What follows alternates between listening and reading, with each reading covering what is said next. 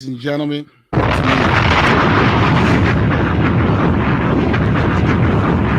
24-hour comment to me is an asshole. You know that? I'm just going to put it out there. A 24-hour comment to me is an asshole. Someone who just wants to be funny all the time. Relax. God damn. God damn. Everybody, and they think just because you're a comedian, you're just supposed to take it. As a comedian, man, you're a comedian. You're supposed to be funny all the time. You're supposed to be. No, man, I'm a fucking human being. I'm a human being first. God damn. Black King's Table Talk, ladies and gentlemen. Each and every Sunday, I've been gone for a minute, but God, I got so much great news. God, I got so much great news. You understand me? Black King's Table Talk. Come on, everybody. Before we even get started, I want to let y'all know this right now. Sometimes we be looking for the blessing, and we don't want to accept the blessing the way God gives it to you. We want the blessing the way we want it, and don't realize that this man has been giving it to us all along. Man, I've been sitting around trying to figure this conundrum out in my brain. I've been sitting around trying to work this problem out in my mind. I've been sitting around trying to figure this problem out all along. The answer was sitting right there. And I was saying to myself, God damn it. This opportunity was given to me a long time ago. But I took the opportunity and threw it to the side because I didn't want that opportunity. I said, you know what? I don't want to be bothered with this. I don't want to be bothered with this. You know what I mean? This could be part of the solution. It could be part of the solution. We be so worried about how we want to be blessed, we don't realize that the blessing is sitting right there. There's so many things that block us from our blessing. Sometimes we block our blessing because our landing gear ain't right. Sometimes you don't get blessed because of the company you keep. How about that? Sometimes you don't get blessed because of the company you keep. Sometimes God doesn't want to give you the blessing because they know that you're connected to this. And if you're connected to something that you know that's not going right, then him blessing you is blessing them. You understand what I mean? Let me say it to you again. Sometimes God doesn't give you the blessing because your association with things that are not supposed to have his abundance. That's why you always got to keep your landing gear where the blessings come in clear. You understand what I mean? That's why you got to keep your landing gear clean. I'm learning more and more every day, man, to walk clearly. Walk without that pressure on my back. I'm learning more and more every day to and it's a process, people. I'm not going to sit and tell you no bullshit. It is definitely a process. It's not something that you just walk into. Shout out to my man, Mr. J. Randall. It's not something that you just today you got it. It's definitely something that you got to be taught. It's definitely something that you got to, work at. It's a muscle that you got to flex, and you got to work at that muscle. I'm talking about being blessed and learning how to be blessed. And learning to accept the blessing. Sometimes you gotta sometimes say it again. Say pause. You gotta be blessed. No. Know how to flex. No. Yeah. The flex part, yeah. The flex part. I'm picking. Yeah, no. The flex part, yeah. Because if you say, yo, you gotta learn how to flex. Yo, hey, yo. But ladies and gentlemen, you got to learn how to keep your landing gear clear. You know what I'm saying? I'm explaining that sometimes you don't get blessed because of the company you keep, because he doesn't want to bless you because you're in association with something that ain't supposed to have that abundance. Or you get blessed with the wrong thing. Sometimes some blessings you might get is not always good either. Some blessings can be curses.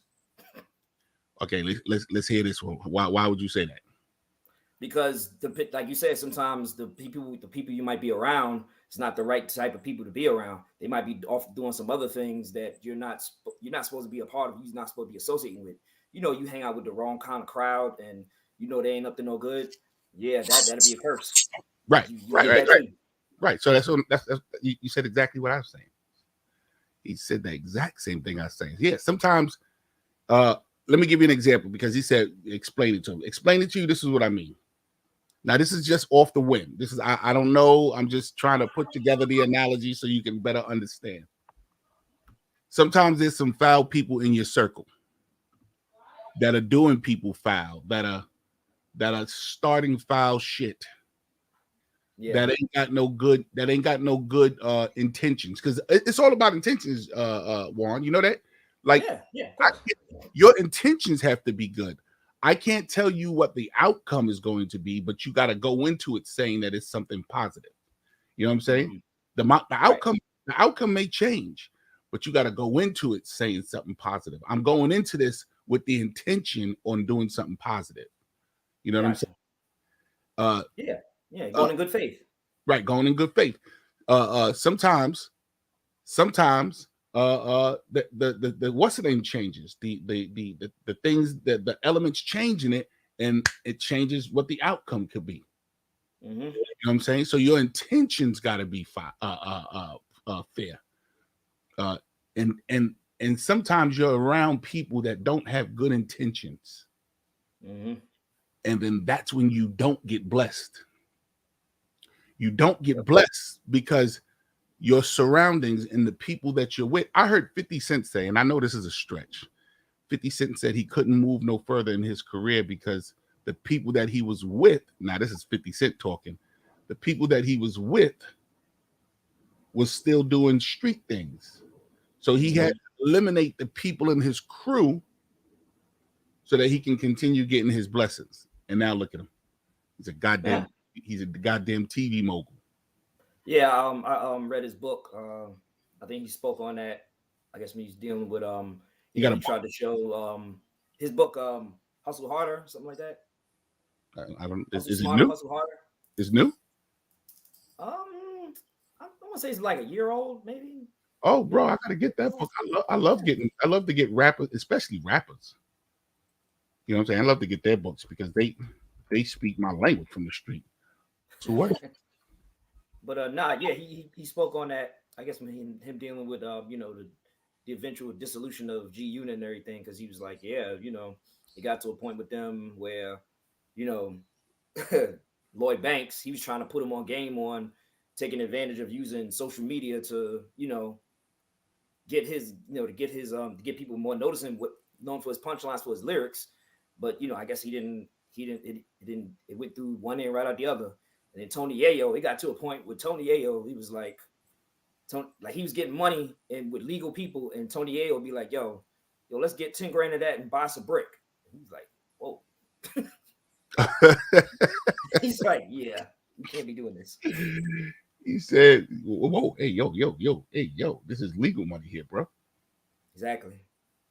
Wow. Yeah, see, there you go. Yeah. He said, and that's where I'm at right now. Mm-hmm.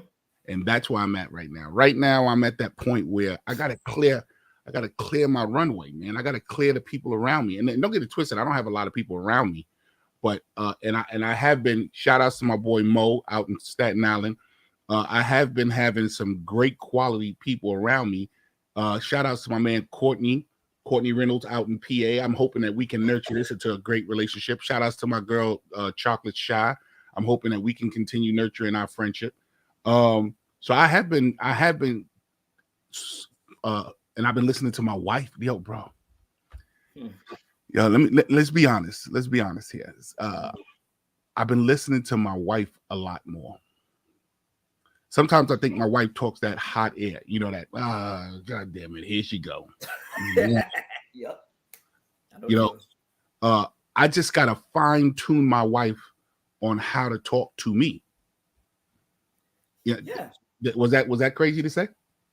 Nah, something my therapist said. He said something about sometimes you have to teach people how to treat you because, I used to have I used to have that problem with sometimes people coming at me with the yada yada yada, the yelling and stuff. I've been in the military, so I'm used to people yelling and stuff like that. But I'm out of that. So when people come with the yelling, I go to the other room and I don't want to hear it. I shut down. I'll just be like, I'll just ignore it. So I have to learn. I had to learn myself. I had to learn to tell other people, hey, look, yo, okay, you can't come at me like that. Or if I feel like I'm gonna flip out on you, I'll let you know. Look, I need to take 5-10 minutes or so. Let me go over here. Let me go chill out. Then I can come back and then we can continue on with a discussion. But I can't get into a discussion somebody else yelling, because then I'm gonna yell back. I might say something foul. You might say something foul, and then whole shit. That's crazy, because one of the first things I told my wife is, if you get hard headed, I'm gonna get stubborn, and ain't nothing gonna get done. You gonna get hard headed. I'm gonna get stubborn, and we can forget it. Assed out. You know what I'm saying? We both two mentally strong individuals. So when I say strong, I'm saying it in a nice way. But what I'm saying is we both have a I don't give a fuck button. You know what I'm saying? That happens. And if you don't give a fuck and I don't give a fuck, broken. So I had to actually explain to my wife, yo, X, Y, and Z. But I heard 50 Cent say that, and it woke up so much in my thought process. You know what I'm saying? I woke up so much in my thought process. Oh, shout out to my girl Moet, because I learned to be a. Let me tell you what Moet does with me. I learned to be a better communicator and listener when Moet talks with me. When Moet talks, I sit down and I'm listening to her.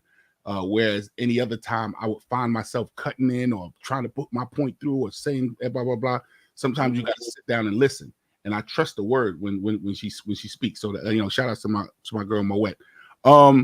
So yeah, man. So I just been blessed with so much, man. This week was we wasn't here for 2 weeks, right? We wasn't here last week. Well, yeah, we missed last week, but right, prior. So you said we was gonna take a break. Everybody was just antsy, being crazy. Yeah. So check it out. So this week I had so much good news. This week was the kickoff to New York City Laugh Galore tour. We kicked off on Staten Island. Yo, Juan. Phenomenal. Word. Okay. Cool. When I tell you that fucking room was packed, you hear me? All right. When I tell you that goddamn room was packed, it was packed so bad for the first show. The owner was, we have a meeting tomorrow. The owner was like, yo, we got to talk, because we may be doing 2 shows on the Thursday night. Yeah, man. Yep. Yeah, that sounds good, man. Sounds good. And we added another promoter.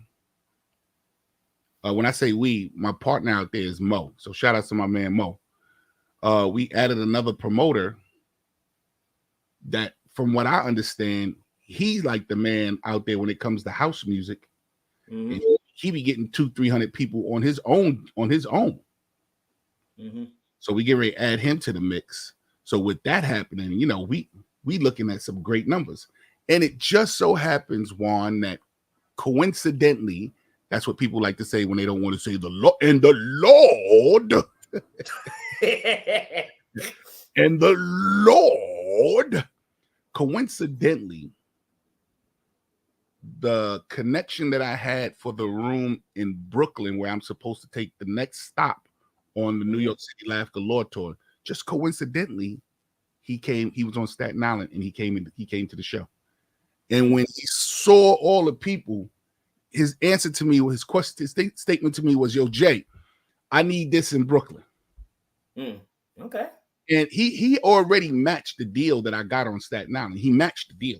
He said, whatever I want to match it. But when he saw it on Thursday, he was like, yo, Jay, whatever you want, let me know.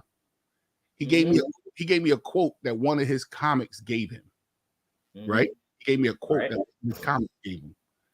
And when I told him that's not the quote that same comic gave me, he was like, yo, Jay, I want to work with you.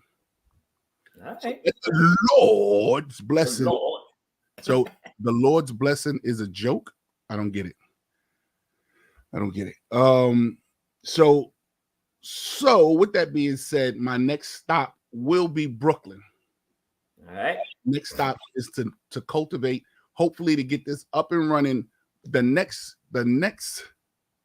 edition will be added in by December 2nd. I think December 2nd is the first Thursday, or December 7th. December 7th is the first what's the name? The first week in December. Word. So with that being said, bro, so much great news, man. So much great news. What's been going on with you, man? What up, D's? So what's been going on with you? Oh man, just been chilling and stuff, man. So okay, so y'all, grandfather right now. So, I was just having to talk to my daughter, the other week, and you just discussing some things. So now it's I mean, you probably ain't there yet, but maybe, you ain't quite there yet, but you kind of feel like, okay, because you're a grandparent, but this is your child's child. You don't want to. This still her child, but you don't want to put too much of yourself into it because that's not your child physically. I hear that all the time, man. But you don't know how far to go. Like, you want to give this child your complete unloving, but you know that this is your child. Yeah, I get that all. I get that all the time.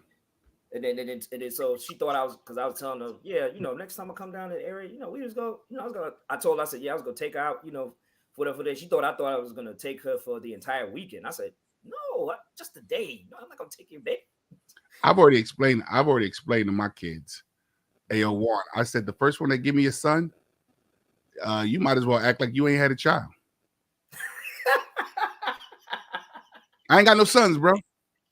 I ain't got no sons. So the first one that gives me a son, the first one that gives me a grandson, first off, the first grandson has to have my name as their middle name. It's very clear. Okay. It's very clear. Whoever's the first son has to have my first name as their middle name. Mm-hmm. You know what I'm saying? So where you get that name from? That's my grandfather's name. You know what I'm saying?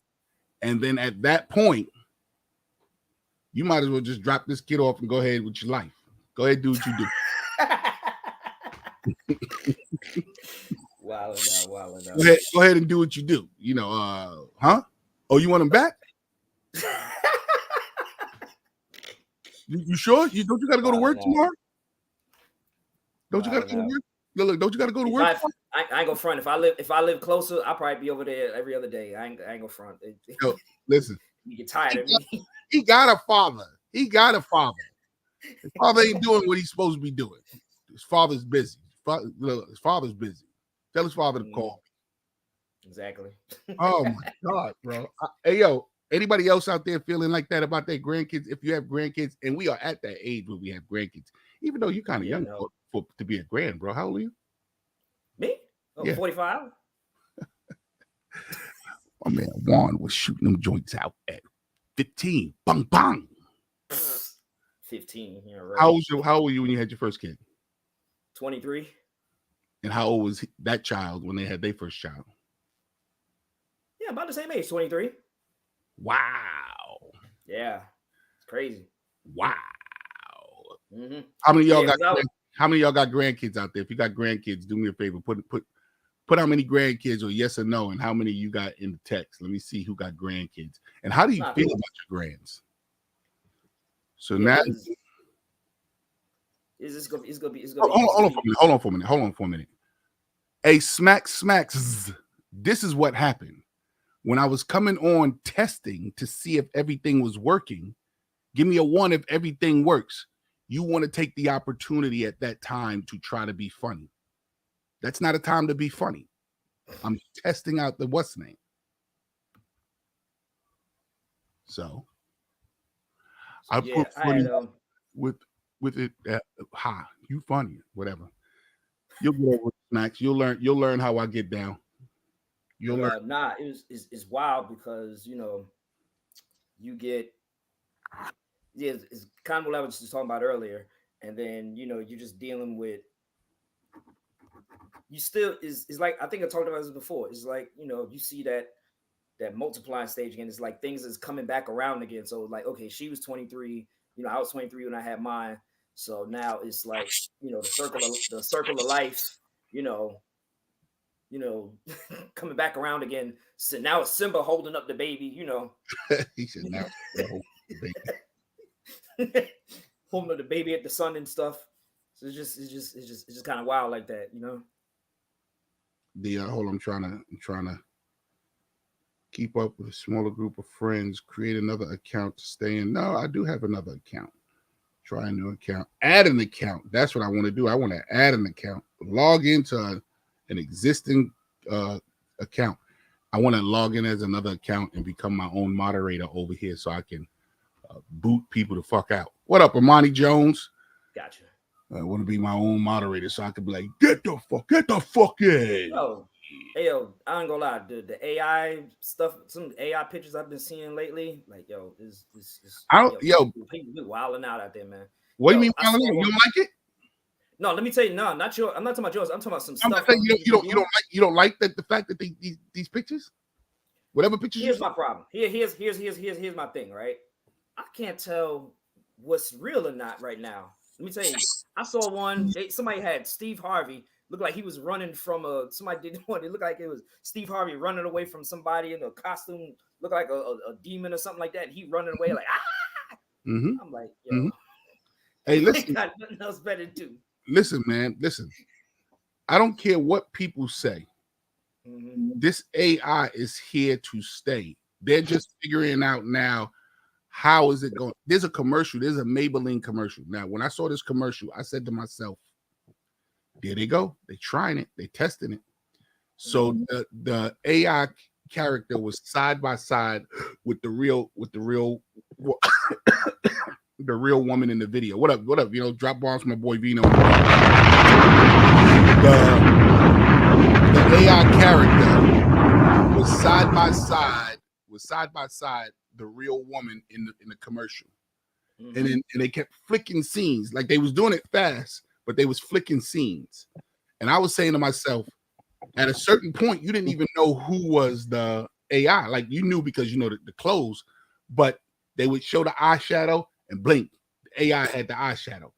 So they already tested it to see where they're going with it. You know what I'm saying? Mm-hmm. That was, to me, that was a tester. So it's here. I feel hella bad, Juan. I feel hella bad that the industry in the is getting ready to take a major hit. You know what I'm saying? It's getting ready to take the writer strike is still going on, right? Because I think that's part of the beef with it, right? Because they was concerned about AI using, mm-hmm. you know, it's getting ready to take writing credits from it. It's getting ready to take a major hit. A friend of mine just said to me the other day, yo, man, these guys, man, they don't show up. We had a writing session and didn't nobody show up. And everybody was talking about they're going to come later and blah, blah, blah. Guess what? Never said that to me. Chat GPT. Chat GPT ain't never said I can't make it. So you... So the AI is talking back to you now? It's like... No, I never said it talk back to me. I said it ain't never said that to me. I ain't said it talked to me. Does it say other things to you? I never said it spoke to me. Why would you? I'm just making sure. I never clarity. It right. I mean, it answers the thing that I ask it, but it don't wake up and be like, "Yo, Jay, what you doing today?" It don't do that. That's Alexa to do that. Yeah. So. And yet anyway, it doesn't do that yet. No, I'm quite sure. Listen, I'm quite sure that they have an AI that does it already. There's no way they're this close and haven't crossed that line yet. You know what I'm saying? They got those sex dolls. You know those sex dolls? Oh, yo. I saw something about that. I saw something about this. Listen. Listen, watch this. They got the sex dolls that you can. It's like a USB chip, like one of those USB, like these little micro cards. Yeah. You know what I'm talking about? These little cards like this. The SD cards, yeah. SD cards. You put you load it with the emotion that you want, and put it inside, and the face will give you the emotion that you programmed. And I was going, that's too far, my nigga. I don't like it. That's a slippery slope. Yo, I saw one with they had just assembled the head, right? Mm-hmm. And I guess they had the face name. They didn't have the skin on it quite yet, but they were showing like the different expressions and had a voice and everything. Yeah. To my, There you go. hi, I'm Jennifer. How are Right. you? Why don't you come on over here, please? Right. Exactly. Looking at you with the googly eyes and shit. I'm like, I mean, don't get it twisted. Whoa. Are they going too far? You know, they are going too far, but it's here now. Is it crazy that you want the AI to talk to you and you don't want your girlfriend to say shit? Well, it's about you don't want to. You want your wife to shut up, but you want the AI to talk. I think that's where the problem begins. Yeah, that's kind of funny. Nah, we want the AI to say what we want our girl to say, but you know, that's what I think that's what it is. You know what it is? God wants to come home and go, "How are you, honey? How you doing? Can I give you a massage? How about I cooked you dinner?" I think that's you know. I think we want our partners to just not give us the pushback the way AI does it. No, I want them to shut up. Period. I be wanting my girl to shut the fuck up. He want her to shut up. I don't care if it's positive or what. I don't care if you tell me, yo, we just won the lottery. Shut up about it. Write it down on a piece of paper. Yeah, I can't believe that that's what you really feel Well, like. they already got those dolls that don't speak already, man. So, yeah. They've had those dolls all along. The ones that when you lay it down, their eyes closed, and when they sit up, their eyes open like that. Mm-hmm. Remember those dolls when you sit like this and then when they do like this? Yeah, my sister had one of those dolls. Yeah, and I cut the eye out of one of them. I was just about to say, and at some point the eyes fuck up with one eye open and closed like this. Now you got this little freaky fucking doll. Nah, I cut the eye out of it on purpose. My daughter, they were right? working perfectly fine. My daughter, when she was my mother had got her for Christmas. She had got her this doll, and so she was about 7 years old when she got it. And the doll was kind of lifelike a little bit, and it was sitting, and it's kind of the same height, had the same kind of complexion, same color hair. So one day I was in the kitchen, and I could look through the little hole right there, and the living room's right there. She had the doll sitting there on the couch, and I was like, "Jasmine, you ready to eat?" And I ain't hear nothing. They were like, "Jasmine, you ready to eat?" And I look, the doll was sitting there. I'm like, I ain't call this fucking doll. What the hell? Speak about lifelike. Vino's about to have a field day on me. Pause. That was wild. Are you ready for this? I got a new toy. Oh, pause. You gonna go wild on me because I got a new toy?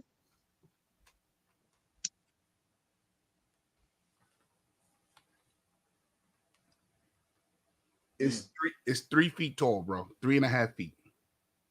You know what the problematic shit is, JP? You waited till you were 50 to build the ultimate toy room. Well, you know what that says? That says that I must have not had it when I was a kid growing up. I was one of 11 children, and all my life all my adult life, I've had a child. So I'm an empty nest in that. I think that's why I make more of a better, well-adjusted adult than most of you people. You all had responsibilities instead of a childhood, and I had a childhood. And now it becomes easier to accept responsibilities because I had a full childhood. I had a childhood, but my childhood was like juice. My childhood was like in the street, just bugging out. Me and my boy was just talking about it the other day. A friend of ours that had recently died, God bless. And me and my boy, like my day one, like the dudes that I grew up with since like 6, 7 years old, one of us died. One of my boys died. So the rest of us was talking about how we was coming up. So I had a childhood, you know what I'm saying? It's just that I never really got the things that I wanted because I was always from a large family. Like, bro, I wanted a pair, I wanted a pair of Pro Kids so goddamn bad in my life, bro. Pro Kids? Remember, is that too old? No, I'm just saying, Pro Kids, those was the... Yeah, Pro Kids was fire back in the days, bro. And get them in different colors and all that kind of stuff. Right after Converse jumped, or even before Converse, one of the two, like you would either have Pro Kids or Converse. And I wanted Converse, but I wanted Pro Kids. But my mom's, we couldn't afford it. So how the fuck was you said like you wanted some Deodoras or something? This way I had wanted some British Knights. But this way before all got me some Scottish Knights or some shit. Yo, listen, we couldn't afford it. My joints ripped. She bought me some badunkadunk, some old lookalike joints. You know what I'm saying? Didn't even make the same. Didn't even make that same sneaker sound, and it ripped in the seam like where the foot was, where the arch is. So I thought my mom was going to throw it in the garbage. Why my mom's made me sew the sneaker to the rubber? Your shit was talking. We used to call that your sneaker was talking. Yeah. Oh no, this is on the side by my what do you call it? It was talking out the side of his mouth. Out Like, yeah. Out the heart. You had a stroke. Yo, he said my sneaker had a stroke. That's funny. Yeah, my sneaker was talking off the side. And my mom didn't even buy me no new sneakers, bro. She made me sew them. And, you know, back in the days, we played close games like Skelzies and all that shit with, you know, people close to your feet. And my boys was like this. What is going on? How did you get that needle through that rubber? Yep. How did you get that needle through that rubber? The only nigga in third grade that knew how to use the thimble. They even a joke because my mom's made sure I use it. She made me sew my own clothes anyway. She made us all. She taught us all. I tell women all the time. I used to tell women growing up, I don't need you for anything else but to love, because I could cook, clean, sew my own clothes, do my own laundry. I don't need you for anything. What up, Vino? What's been going on, man? Shout out to my man Vino. He just came back. From that meet and greet. Yeah. I wasn't meeting these people in real life. New Orleans. Had a lot of fun, you know. People are people. Yeah. People are real people, even past the screen, you know what I mean? So I'm glad I treat everybody with respect, because, you know, I had a lot of people up in my space. I don't know if y'all noticed, but for a large man, I don't like people in my space. Who was the shocker? Who was the I couldn't wait to meet? Who was the wow, I can't believe you here? To be honest, it wasn't any real surprises, because we interact so much on Instagram. And for people who don't know me like personally and don't know my history, like, I probably could have been an FBI profiler or like worked for the CIA working, you know, workups and shit like that, because I get people's personalities very quickly. I understand how to interact around them. I'm socially intelligent. So no one came as a real shocker to me. It's not like, oh, this person is this, and this, and I expect them to be, and then they were completely different when I met them in person. No, they were pretty much on board with what I thought they would be. You know, I will say this. My habit of my game I play of myself of what's your vice, that streak is still intact. I'm able to call a drinker from a smoker any given day. I know a drinker when I see one. I know if somebody's an alcoholic or got alcoholic tendencies, I can point that shit out. Was there any hookups?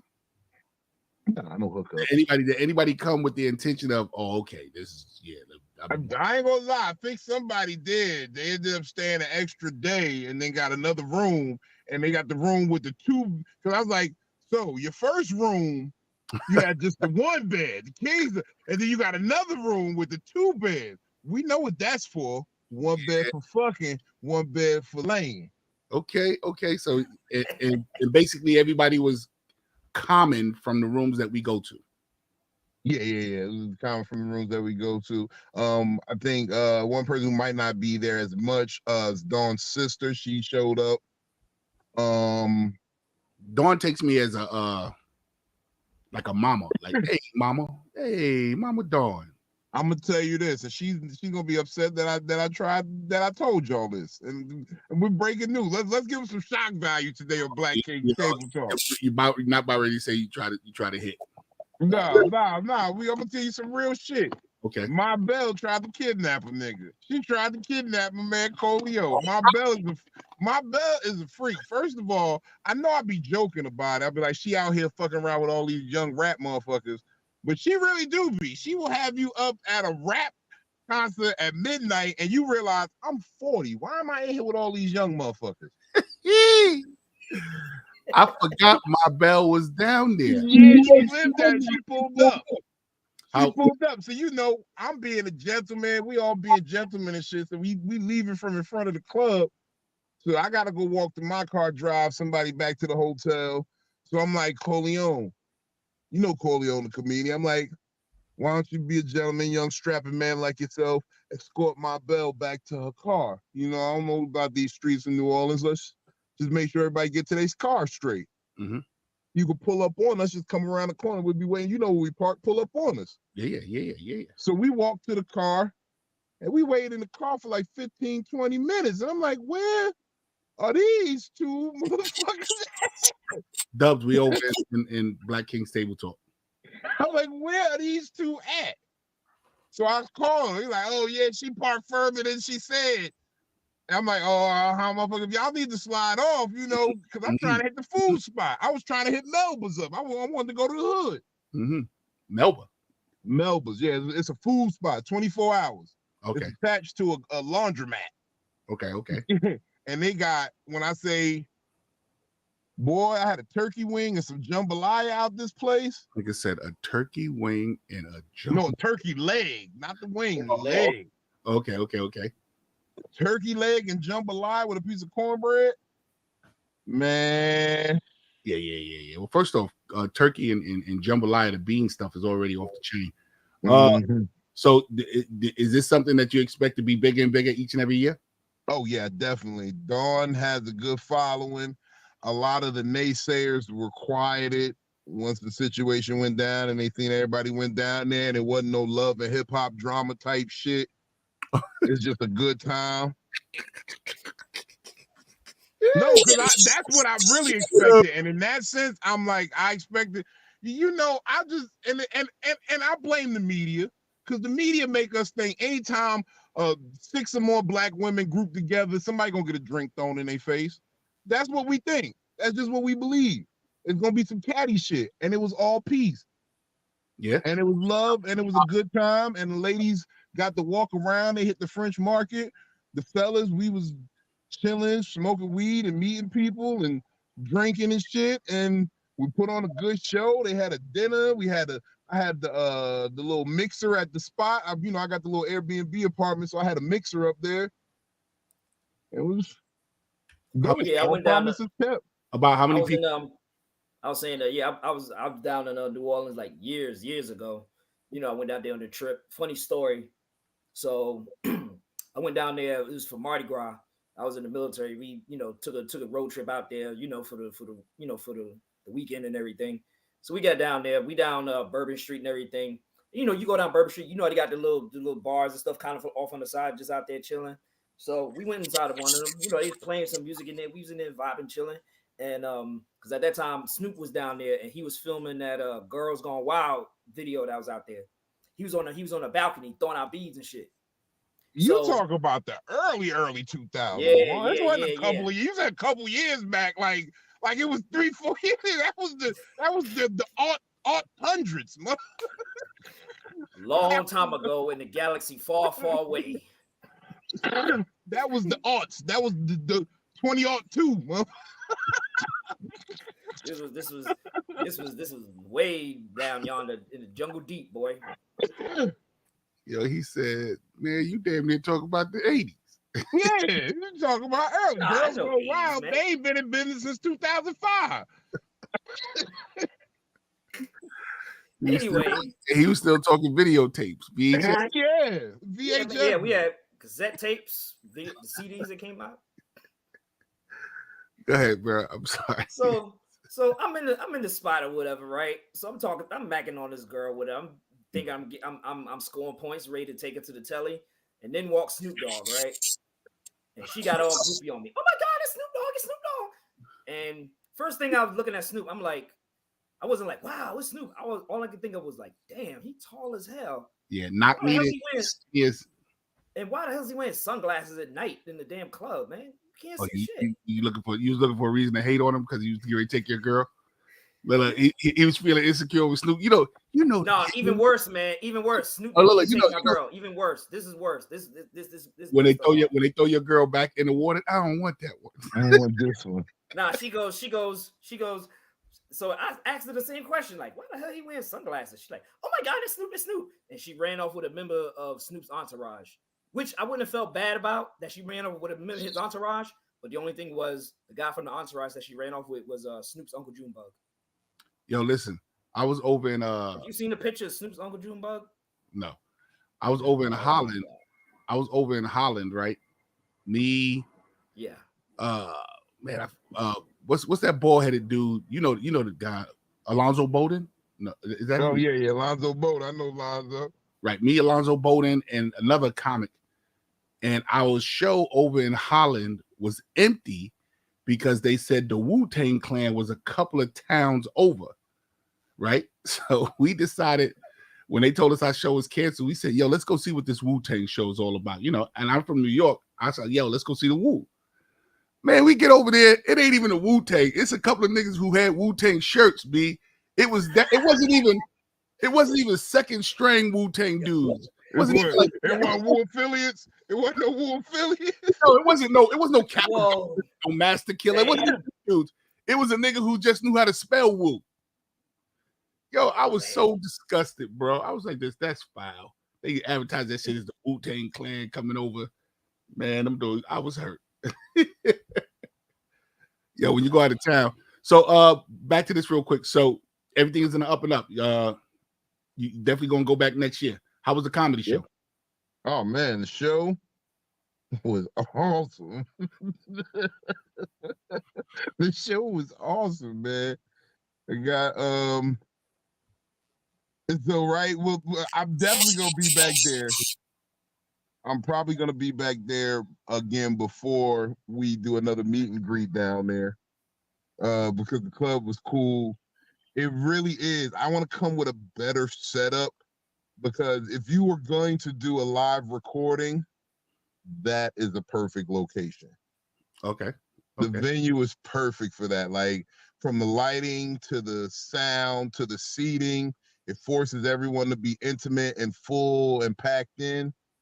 And then the laughter becomes, you know what I mean?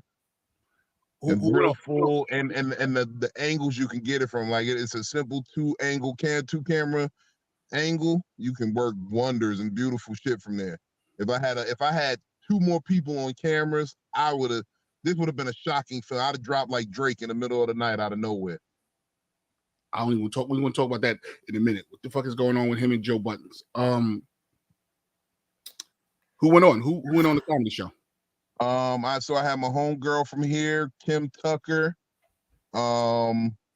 We had Dubs, David Womble Jr., aka known as Dubs General. How was Dubs? How's Dubs comedy? We had Corleone the comedian. We had my man Benny Blanco Perry, and then myself. And we had a great show. Everybody did good, man. Everybody was awesome. Everybody had a good, solid set. Did pretty much along the lines of what I expected them to do. And that's why I said it was just an easy show because I knew what everybody was bringing to the table. So all I had to do was just back cleanup for the most part. The club venue was nice. Oh, right. Moet was there. Right. Come on, bro. Oh, come on, my man. Talk to me. Yeah, club venue was nice. No, not that. You met Mo for the first time.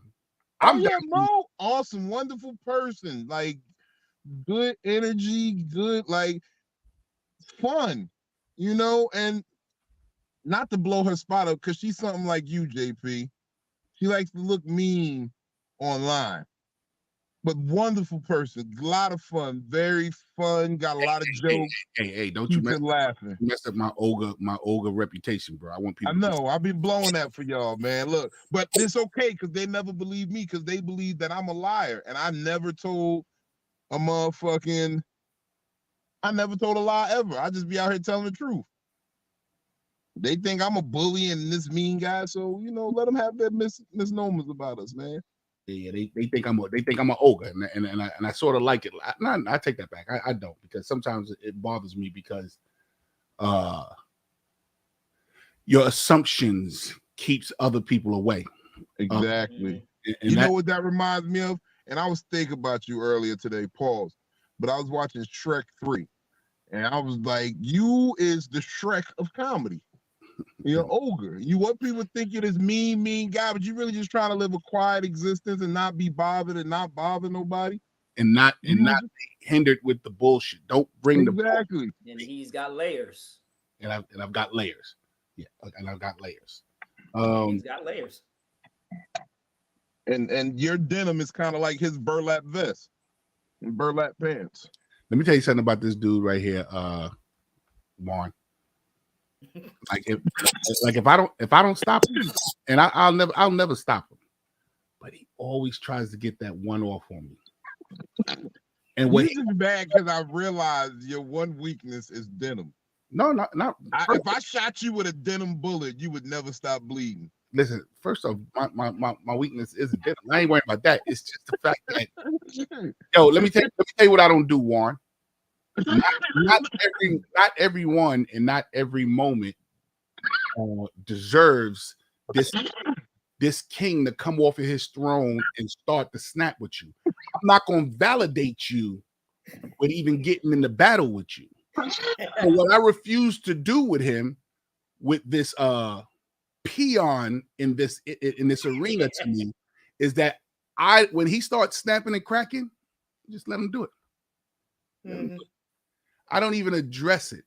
Yo, if you ever listen to us online, he'll always track back to trying to get that crack off on me. And I'm like, Juan, he just mad because I seen him with the Timberlands with the denim shoelaces, with the denim laces. He been. I'm like, nigga, how you get denim laces? You got to do me. You got to do me a favor. You got to tell Dubs to don't start snapping with me because I already know Dubs is emotional. Dubs, I'm not the one. Dubs snap with Dubs. I'm not the comment. Yeah, Dubs, jump on the camera. I'm sure he sent you the link. I sent the link. The link is right there. The link is right there. You already know. Dubs, I already know you emotional. I see how when motherfuckers talk to you, I be wanting to give you a handkerchief from the screen. So I'm not gonna go into that with you, Dubs. I'm gonna let you rock. I'm gonna let you go off. I'm gonna let you do what you do. Cause I already know. I see how you come on. I see how you come on the screen. Hey, yo, JP, you're emotional. You ain't ready for this. I don't snap with hedonism here, because hedonism here you go right here.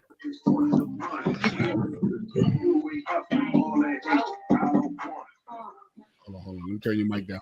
Loud as fuck. Dubs is in the building, ladies and gentlemen. Drop bombs for my man. Dubs, you're emotional, bro. I see it. Look, I've seen people say one or two words to you. And like the whole pendulum of your life just shifts. And I'm going, damn, Dubs. So I'm like this. Nah, I wouldn't go there with Dubs. Okay. Yeah. What up, Dubs? So you enjoyed it too? You enjoyed the Yeah, it was fun. It was fun. It was a good look. I definitely wanted to get my information to the owner so I can get a day for myself. Okay. How'd you do on stage, Joe? I did well. I feel like my style of comedy is going to be a little bit shocking because I don't coddle these women and they don't like the word bitch sometimes. And I use the word bitch and they don't like it. And I do a disclaimer. I say, hey, ladies, I use the word bitch. So if you are a bitch, I'm talking to you. If you're not a bitch, I'm not talking to you. And I first went up there and I said, how y'all bitches doing? And they ain't like that too much. You know who that is though, right? You know who you're gonna get pushback from. Older women? No. You know what comic you're gonna get pushback from? All of them. Somebody does that. Right. Somebody does it. Hey, Red Clay woman, I was just thinking about you. I haven't spoken to you in a week. What's going on? Stop playing with me. Say hello. Drop a fucking line and say hello. T to the motherfucking K. Now get your ass in the car. I'm gonna use the word bitch, and some of y'all gonna get offended, but the only ones that's gonna get offended are the bitches. So, just to let you know that, you may get pushback from that. You may get pushback. Hey, so all I do is call Scruncho and he'll take care of my lightweight for me. Anywho. See what I'm saying, man? And you be causing too much trouble to be as sensitive as you are, B. I'm not worried about TK. That nigga is 400 years old. And hey, yo, why are you starting trouble here? Why are you doing that shit here? Do that shit on your live. He gonna come over here and bring the Scruncho, what's the name beef over here? No, dude. You scared of the big bad wolf too? Scared of what? You must exactly. You must know me very well. I'm not scared of the big bad wolf. What happened? Hold on, what's going on? I said, yo, you gonna get pushback from TK. He said, all I gotta do is get Scruncho to handle my light work. I said, yo, don't bring that shit over on my page. He said, why, you afraid of the big bad wolf? I ain't afraid of nobody, but I just don't want that shit on my motherfucking page. God damn it. The people keep asking me my opinion on that. Everybody keep calling me up, asking me my opinion. And I'm gonna ask you that. Yeah. What is your opinion?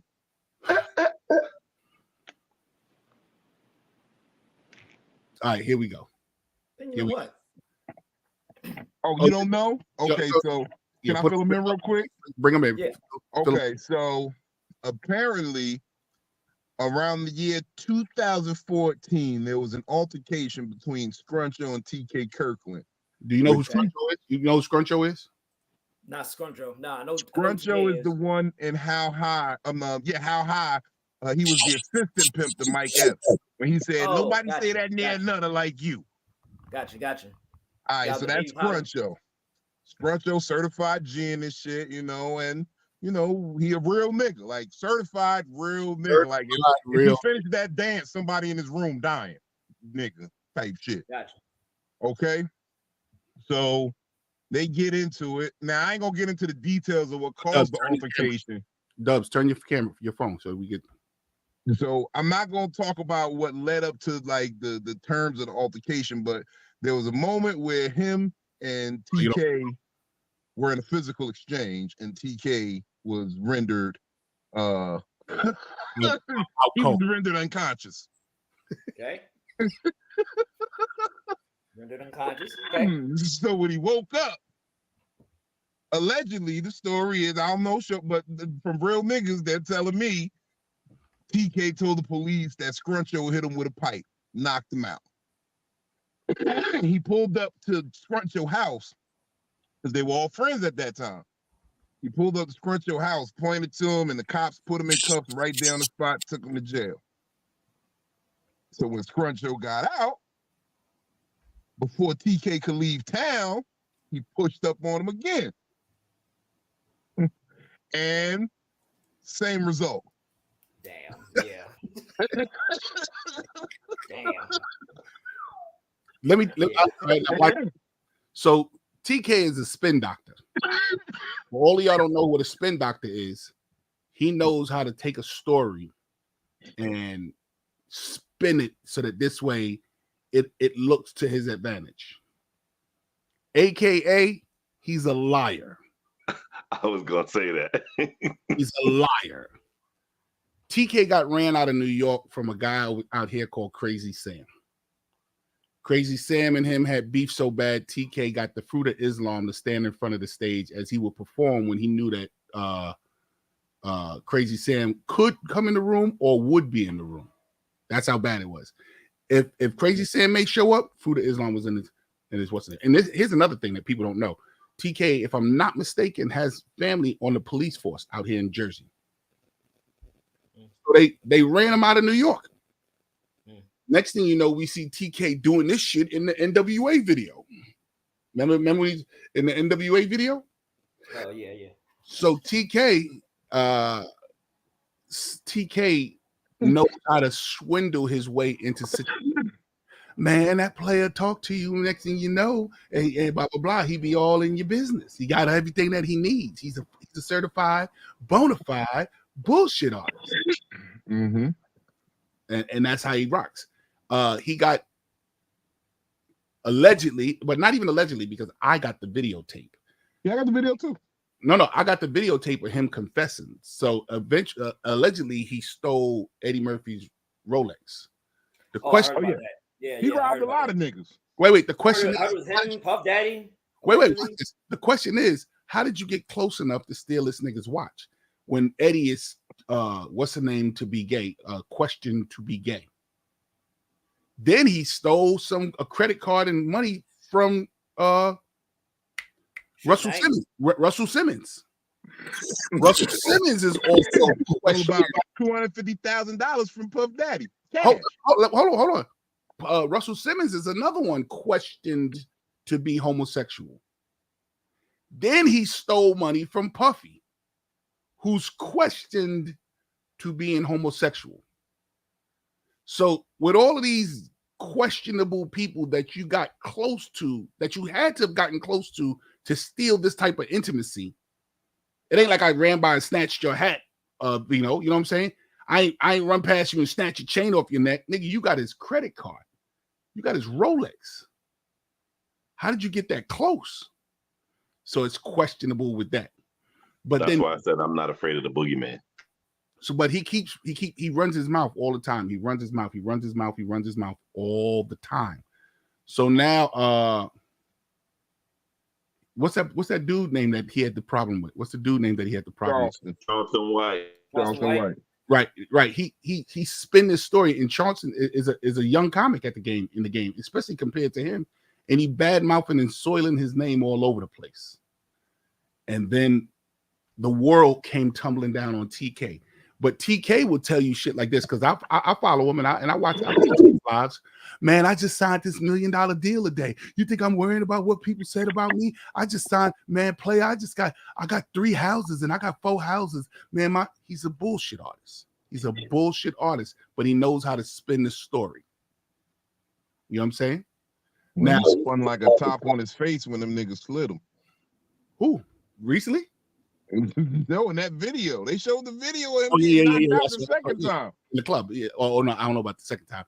So now I had an altercation with TK. Now TK ain't never done me foul. Let me stand out here and be very straightforward. He ain't never done nothing negative to me. Me and TK ain't never almost go to blows. We're very respectful when we see each other. Yo, what up, TK? What up? Blah blah blah blah blah blah. But like you say, Dubs, I know the wolf.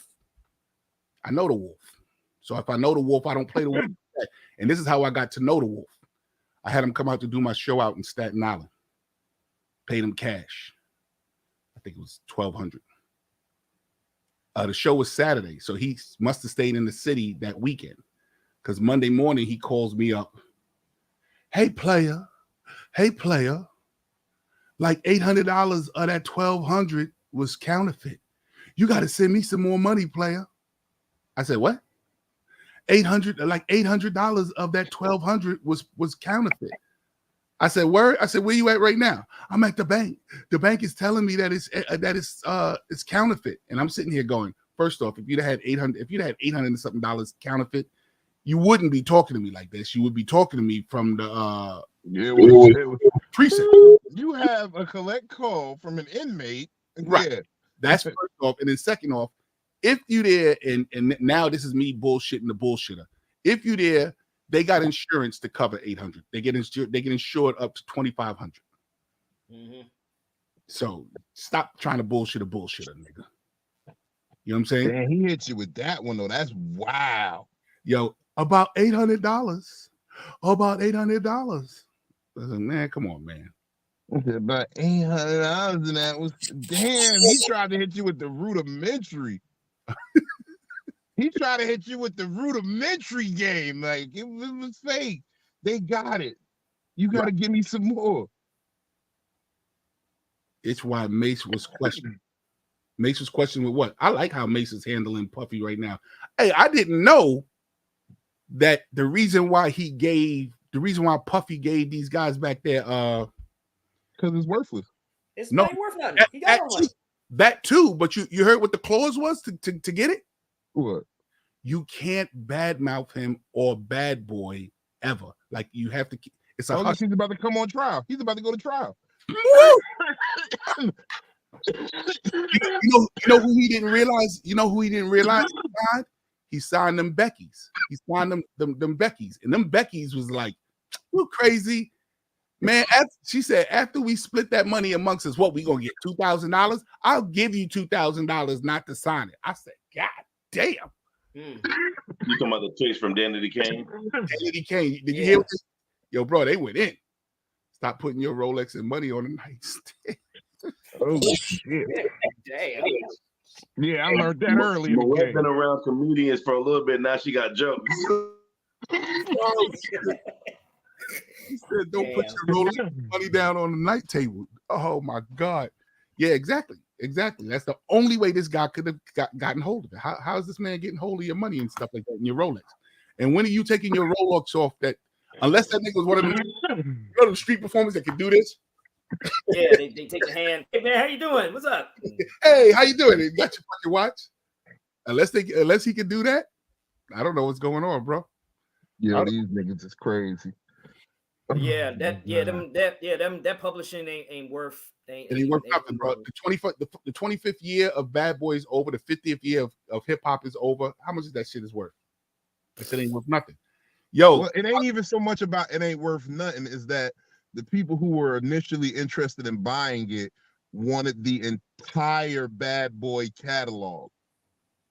So if he pieces them off, people have to come specifically search for the songs that they want, and they have to go to different people.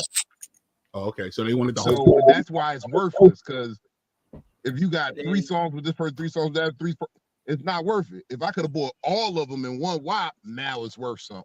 Okay. And the way the tax law is coming down now, they're trying to put down. With music, that's considered an asset. So what is it? Anytime you have an asset, it they charge you the longer you hold it. Like it's every year. It used to be what was it like 22%, something like that. So long you hold an asset, they tax you. Any assets that's over $1 million. Oh, and they ain't making money off it. And you ain't making money off it, which means it's like you're going in a hole. Every month you're going in a hole. I mean, every year, not just that. A lot of guys, they're selling like people like Timberland and all. They selling their catalogs. Like for instance, what's my man's name? Not Neil Diamond. What's that dude's name? Elton John. White boy. Not Elton John. Other white dude. Rod Stewart. Not Rod Stewart. Nigga, the white boy. We ain't seen this black kid. Phil Collins. Hold on, I know a lot of white boys. Phil Collins. Stupid as fuck. Nah, he originally did. He originally did. Huey Lewis and News. He originally did. He originally did the. Come on, just yell out. Along the Watchtower. Johnny Cash. Huh? Johnny Cash. No, not Johnny Cash. He originally did All Around the Watchtower. Blues guy. What the fuck is his name? Sweetwater Jones. Give me 1 second. You know something? I would have really thought that was somebody because I don't know blues players. But then I was like, nah, that's fucking Vito. BB King. All right, fuck it, the white boy. Just say the white boy. We're not gonna. All right, hold on. I get to you. Bob Dylan. That was my next guess. That's the name. There you go. Got it. Thank you. Anyway, right? So Bob Dylan sold his catalog for $400 million. And so he's 80-something years old. He just sold his whole catalog out there. And he found out that because of the way the tax laws is going, the tax laws are going to go up to 33%. So the longer he holds on to that catalog, every year he's going to get 33% taken off. Right, he's $400 million. Digging himself in a hole because it's not making the money that they're taxing it. So every year he's going lower and lower and lower. Even when he gets money, it's going to be to the point where the money's still going to keep him in the hole, but he ain't as deep in the hole. So if he gets rid of it right now and get the money, get it all in one shot. Let the next person do. You know what Michael Jackson did, right? Y'all do know what Michael Jackson did. You know what Michael Jackson did to Eminem? Bought the Beatles catalog. No. Bought out his publishing. Eminem. I'm talking about his publishing. No, not just bought Sony. So you remember that? No, listen, not just his publishing. Listen. Okay. Eminem had that song where he talked about Michael Jackson with the hair and the nose fell off in the video and all that shit. Michael Jackson bought the publishing company that owns the right. He bought the fucking company, the publishing company that owns that music. God damn, that's some gangster shit, nigga. That's some gangster shit right there. Master P did that to Pastor Troy when he came out dissing him. Ain't no more playing GA. Master P went to his underground little label, bought out his whole label, and fired everybody. You talking about Pastor Troy from New York? Oh, I'm thinking Troy from Atlanta. Atlanta. I'm thinking Troy Ave. I'm thinking Troy Ave. All right, fellas, I got some bad news, but I want to hear how yours is going on first. How's your holiday season looking? What's that? Mm-hmm. How's your holiday Thanksgiving? This nigga said, "Wow, how's that?" Thanksgiving. Hey, yo, these men with no kids kill me. They don't look. The holiday season is just all. Yeah, ain't no holidays. Only holiday is my birthday, motherfucking New Year's. Those are the only holidays I need to acknowledge. You can tell he a single man with no kids. You hear? Look at us. Look at the rest of us like this. We know exactly what I'm talking about. Thanksgiving season and all that. How that's looking? I got some horrible news, bro. I don't even really care about Thanksgiving. I feel ashamed in a way, but I'm actually kind of proud of myself. But I haven't gorged myself on food the last couple of Thanksgivings, so I'm not really even souped up about it. So you don't even care about the festivities or nothing? Nah, what is the festivities? The Cowboys and the Lions play. What the fuck? Yo, you ready for you ready for what and I'm gonna say this in front of the fellas. Fuck it, man. Fuck it. I'm a man, yo. I'm a man. I cried because listen to this, Dubs. Both my daughters said, we're not coming home this year. One's going to Georgia, one's going to Tampa. Bro, I said, what? This is the first year without my baby girls. My older girls are older. They're grown women. But this is the first time without my baby girls. You hear me? Oh, shit. They was like, yo, I'm bro. Sorry to hear that, man. I'm sorry to hear that. Dude. Hey, yo, that shit stabbed me in the heart to the point where look what I told my wife. Fuck that. I don't give a fuck about Thanksgiving. What's the furthest thing from a Thanksgiving dinner you can have? And that's what we having. I don't want no fucking turkey. I don't want no fucking greens, nothing. I said we having spaghetti. Fuck that, spaghetti. Yeah, I would say Chinese food, but having Chinese food on Thanksgiving and New Year's and Christmas and shit is very, very traditional in the broke household. Well, it's very traditional too. You didn't watch Pose? You ever watch Pose? Mm-mm. Yo, in Pose, I didn't notice, but during Thanksgiving, all the gay and transsexual dudes they go to the restaurants in Chinatown. And that's where they all congregate to be with themselves. Yeah, because the Chinese don't celebrate all our holidays. Yeah, and their parents, they can't go home. They couldn't go home. You never saw that? Yo, bro.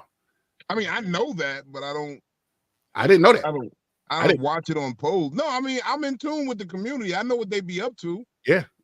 Yo, bro, yo, Dubs, you laughing. But when they was all in there and they was all holding hands and crying and talking about how their father wouldn't let them home and their brothers rejected them, I was sitting there going, like, I swear, Andre, you the only one that care about me. I missed the memo. I guess the flyer didn't come to my house. Give me some more duck sauce for this lo mein.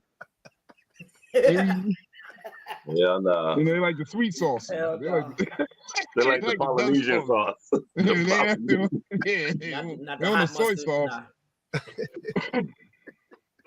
Yeah, so I'm not gonna have my daughters, man. It's the first year. Go get you some Peking duck. Nah, man, I'm having spaghetti. I'm having spaghetti and meatballs. That's what I'm having. Pause. I mean, that ain't too off for Thanksgiving though. I've had spaghetti on Thanksgiving. You don't have lasagna. Kids, you don't have kids. You can have anything. You probably have like McDonald's. No, so right, two Thanksgivings ago, outside of eating a little bit of turkey, I had a vegan Thanksgiving. Hey, he said McDonald's.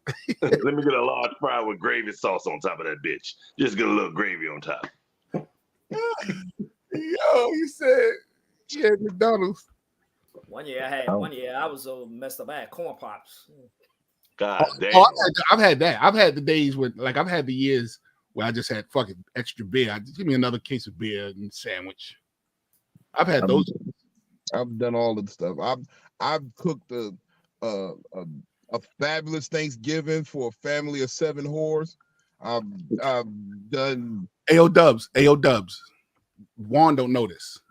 What's up with this dude and this crazy girl that he's managing her career? Oh, right. Wait a minute. Y'all right. Y'all was going. It was your club that made me listen and pay attention. My bad. Let me get off. First of all, I want to say this. I'm gonna be very honest and went to a strip club party on Thanksgiving. Yeah. I'm with you. We do that every Thanksgiving. Every Thanksgiving and Christmas Eve. Well, I expect the turkey like no. Okay, the orphanage, a place for whores and orphans. Look, Christmas Eve, I have been in the strip club promising these young dancers easy bake ovens for their children and shit. Wow. I done got a couple Tickle Me Elmos. I done got a hell of a lot of, like, she had enough money for the PlayStation, so I got the games. Like, I'm a generous dude during Christmas time. Like, I ain't got nobody to spend it on. Big Red, come on. I gotta ask you a question, Big Red. Come on over to Black King's Table Talk. You know how we do. Our Spanish guy, our resident Spanish guy. Yo, here's a question. First off, Mo, how come you ain't come to New York? You went to Louisiana. How come you ain't come to New York? And then second off, I'm doing a Eggnog Coquito comedy show. You never performed on Staten Island, have you? Me, I've never performed on Staten Island, no. You ever been on Staten Island? Because a lot of people haven't even been on Staten Island. I frequented Staten Island a time or two. Oh, okay. Yeah. I've been in bodegas where the Wu-Tang Clan was battling motherfuckers and shit. Standing there with Red while he's standing on the bodega counter. Yeah, I've been in there. I've been in a couple spots. Who's Red? Red, man. Oh, Red. I'll be in New York November 3rd, 4th, and 5th at the Tiny Cupboard. I will be there. Hold on, I'll tell you right now. I haven't been in NY in a while, man. I need to come up there up top sometime. Hold on. November 3rd is, damn, if you was here the second I got my show in Staten Island. It's booked, but I would definitely put you on there and you can definitely get off some merchandise. But mine's the second. You're going to be here with third what? Third what and what? 3rd, the 4th, and the 5th at the Tiny Cupboard in Brooklyn. No, I don't know what that is, but who hosts that room? It's a bunch of different people. Yeah. Yeah, it's like it's one of those rooms where one show would be like 7 showcase. It'll be a showcase with 7 MCs or 7 comedians, and then another show will be at 9. Another show will be at 11, and it's all different people that throw those shows. Okay. And it's like a speakeasy too, because like in the front you'll see it looks like the side of a wall, but if you don't go around the corner, they got a door in there, and it opened up to a nice room. Yo, it seems like 75, 80. Did y'all see the video of Dave Lester falling off the stage? Mm-mm. Y'all haven't seen Dave Lester? I mean, I've been in the car the last 3-4 days. Ain't seen shit. Yo, I need 8 hours just to catch up on Instagram. My brain, man, I've been spraying Lysol in my eyes, trying to erase the memory of that shit of my damn brain. Of what? Sexy Red, the female rapper. I missed that sex tape dropping. Damn. Huh? I missed when that sex tape dropped. No, it ain't worth it, man. Nah. You gotta be watching. No. Don't listen to him. Don't listen to him. He a clean cut little. Look at this little. No. I'm not.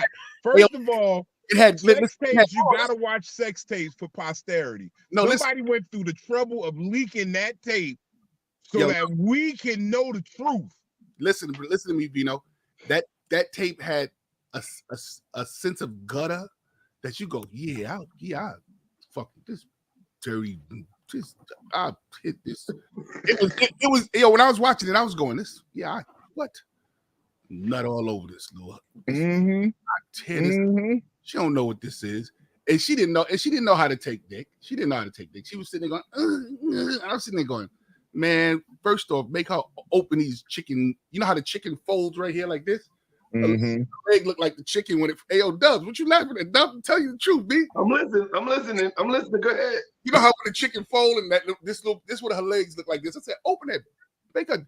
You want to be a grown woman, talk about your pussy hole pink and your asshole brown? Be a grown ass woman and take this. Man, that shit look dry as the Sahara Desert. Oh, Man, look like he had to hawk up a Louis from the depths of Yeah, hell. somebody said they to had to get some spit start lubrication. that pussy. He was like, oh! All right, hey, from a woman's perspective, don't get it. You spit on yo, bro. No, please send it, Mo. Please send it. I have to do my research because I'm a comedian and I have to stay abreast of the current events. Right. Okay.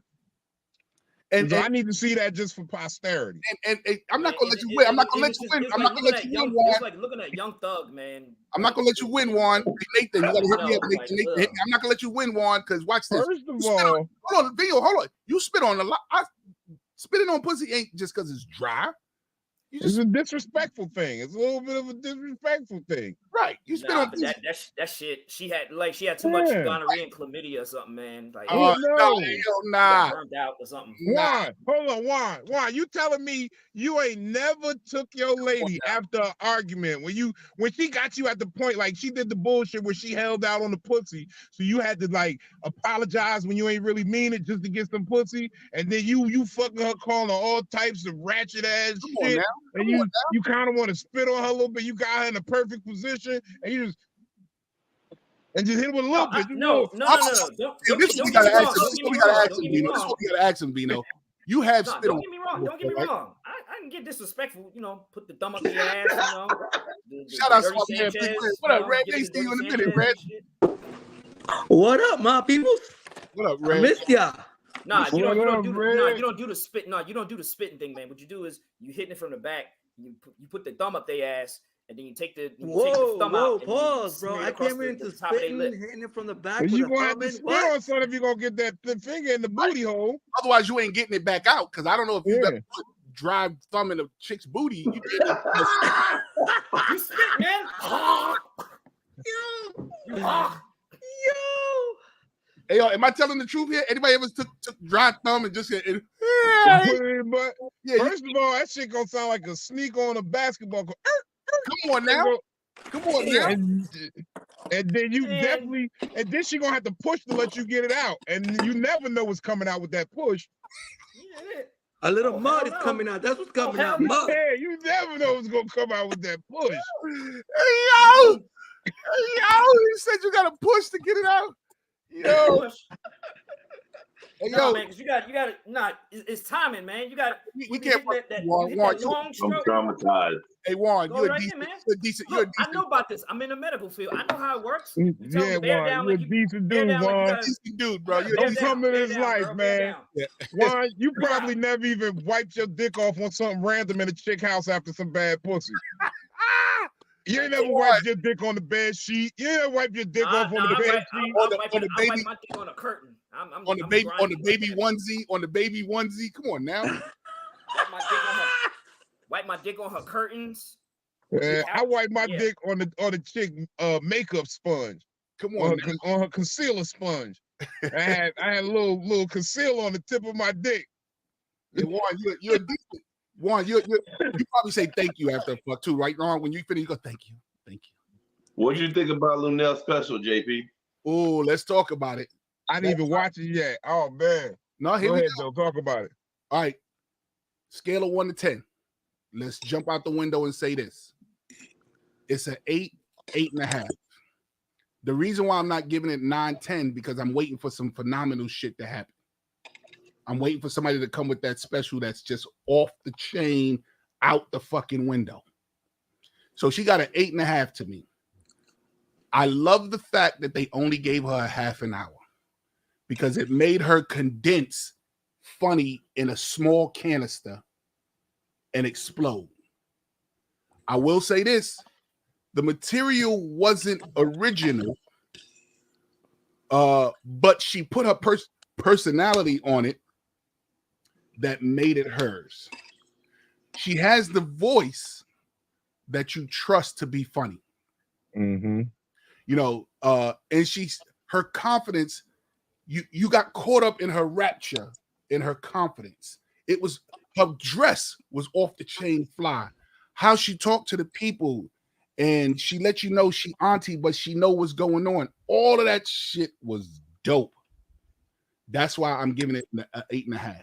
You know what I'm saying? don't ask me about the material, because if you ask me about the material, then it's going to drop, because I don't think the material was original. But overall, the overall package, I want to see more of her. I would go to see her because her voice was fucking beautiful, bro. And I'm not a Lunel fan like that. Like at my actual first meeting of Lunel, I was at a club in where's she from again? Oakland, San Francisco, one of those. I was in a club out there, and she was emceeing it.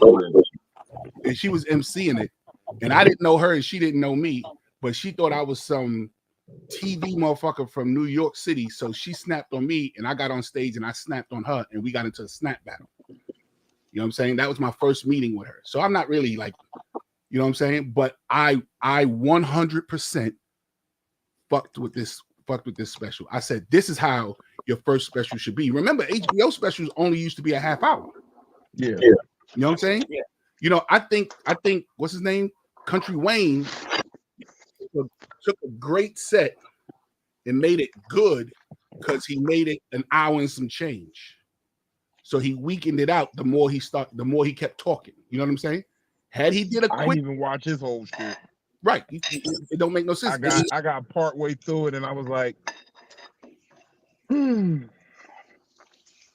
Yeah, so I thought it was I loved it.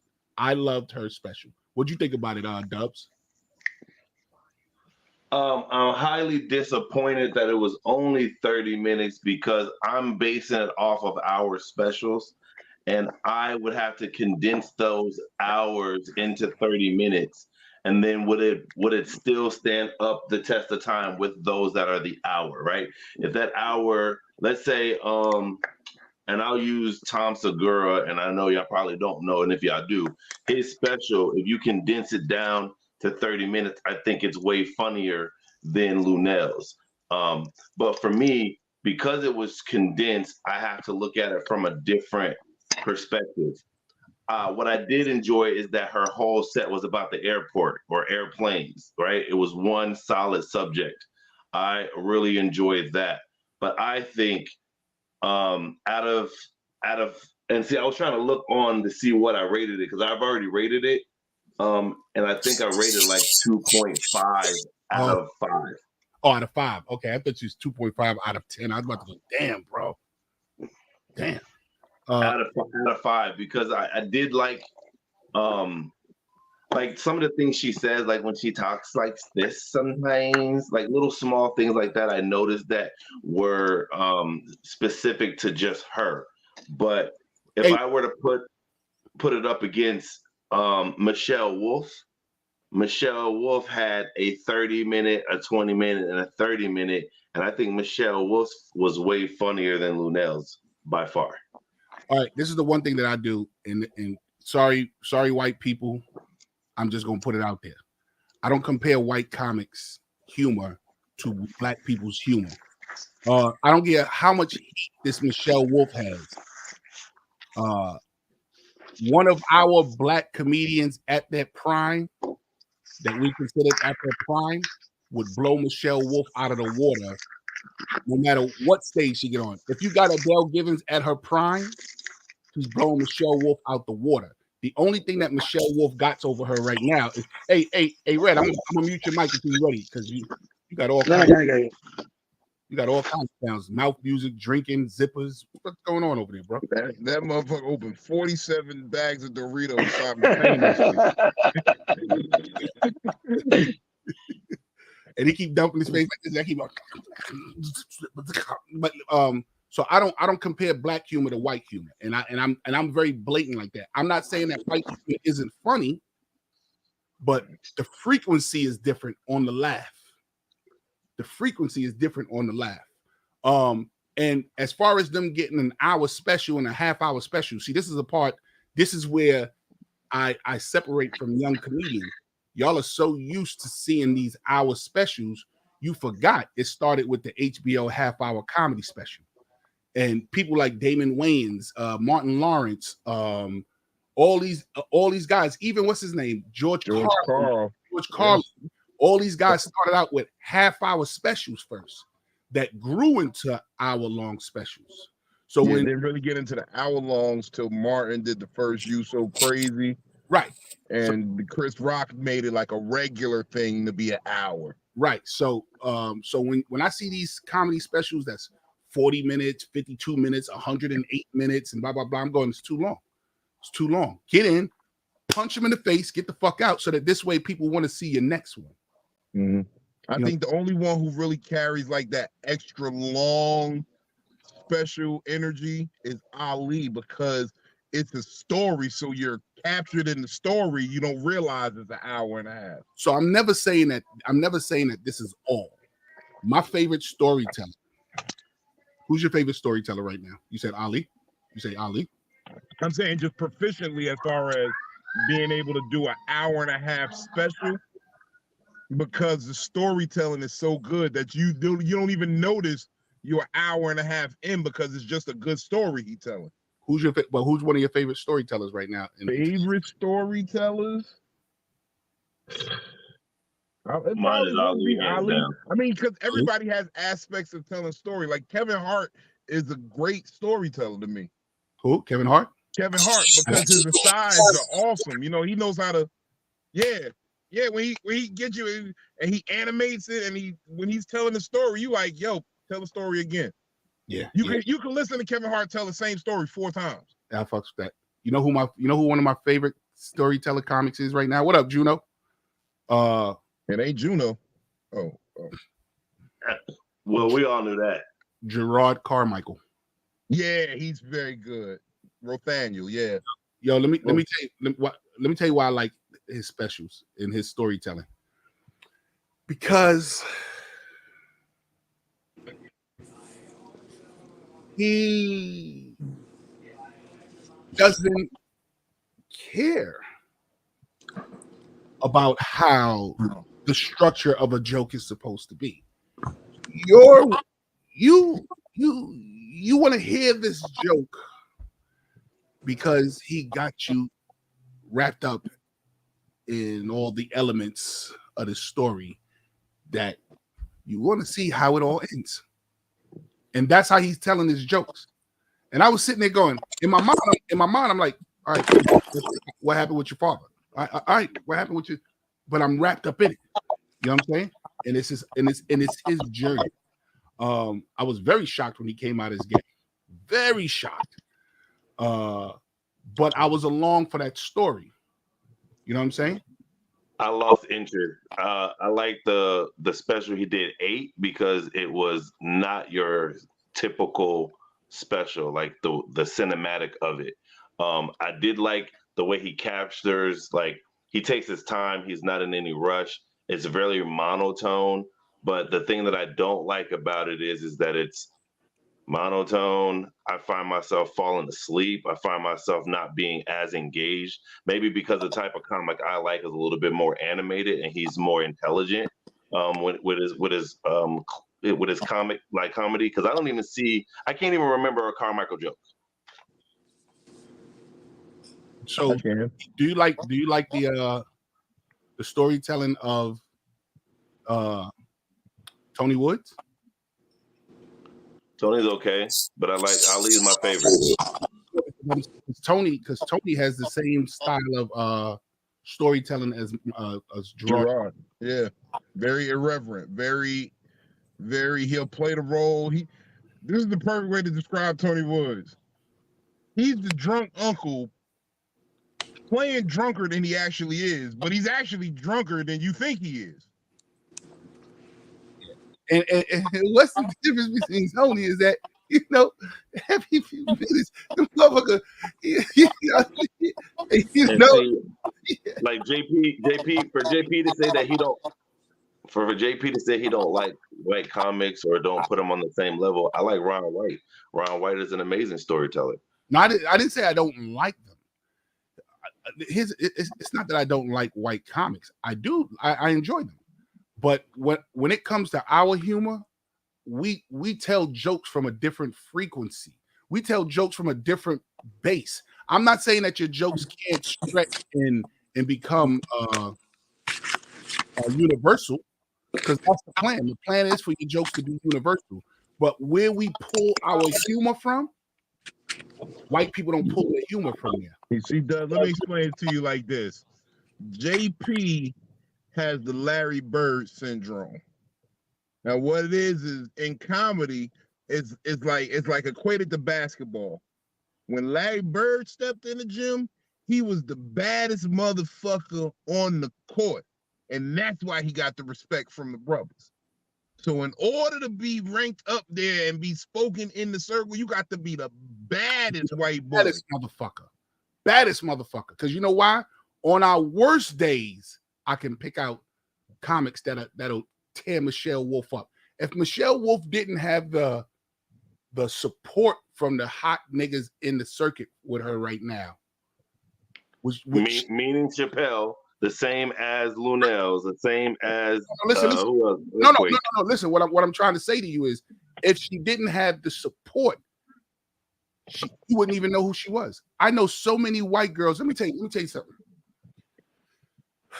I need to write this down.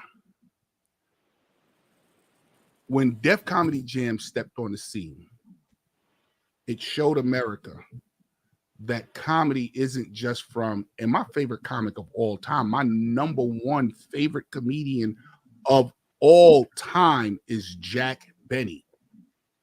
If you ask me, I'm always going to spit Jack Benny out number one, because all comedy starts from him. Like his character traits, his joke telling, his wittiness, his heckling abilities start there, and then you see it watered down. So I don't disrespect white comics, but when Def Jam stepped on the scene, you heard a new voice in comedy.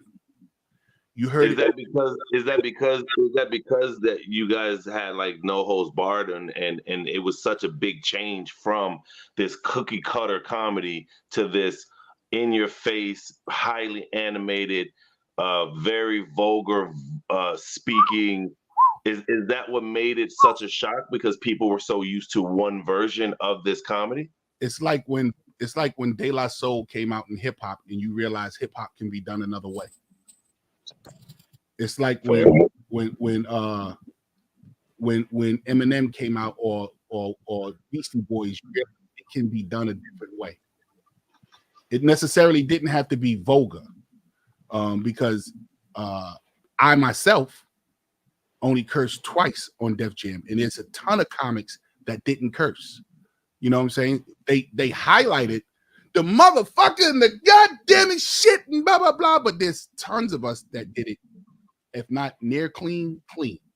Al Tuma did it clean. So let me ask you this: that era of your era of your peers in that era, right?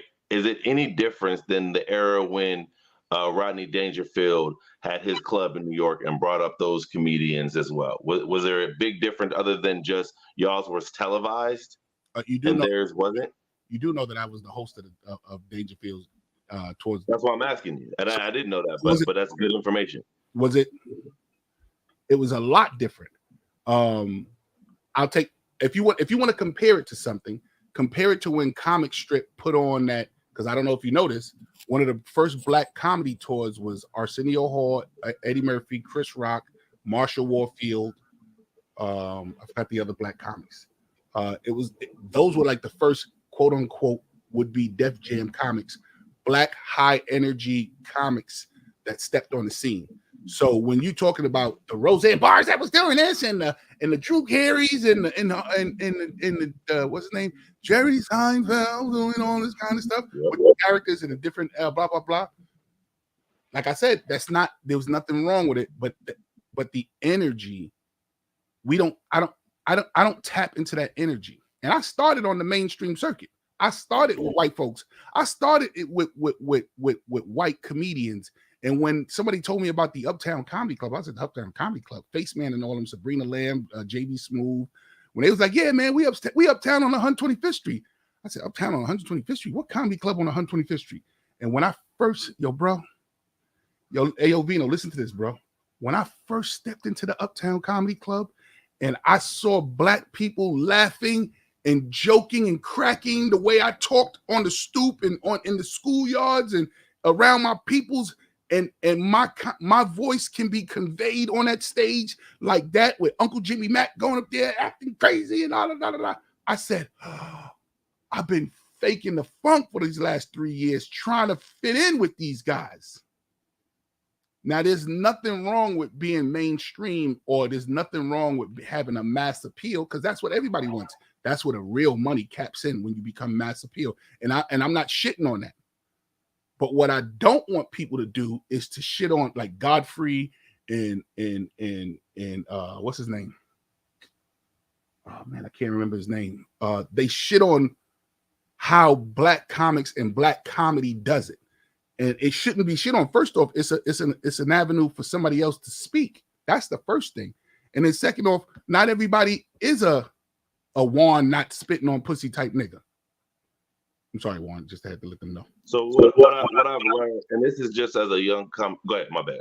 No, I'm finished. I was gonna say another way to look at it too is Def Comedy Jam came from how I saw it was that this was the first time you see comics of the culture, meaning like the hip hop culture, black culture, to be able to have a huge platform like that, to be on HBO where they're able to showcase. Because before that time, you didn't have a lot of you had your black comics. You have a couple of black comics that there was nothing. break into the mainstream. Juan, before Def Jam, there was nothing.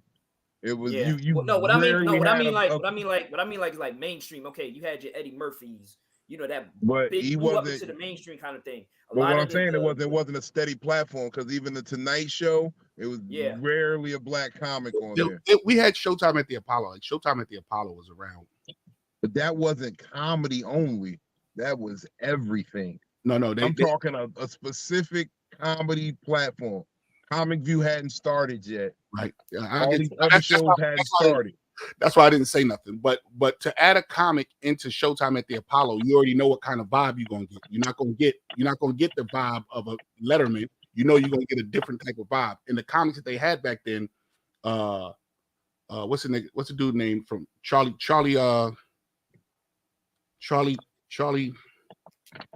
the guy who died of AIDS. He was in Car Wash.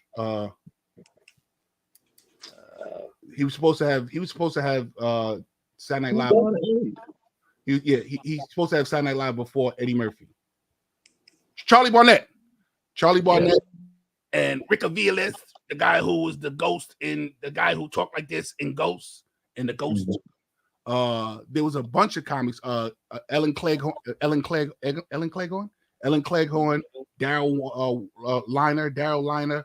All these guys were comics on Showtime at the Apollo when black comedy was still like nobody knew what it was.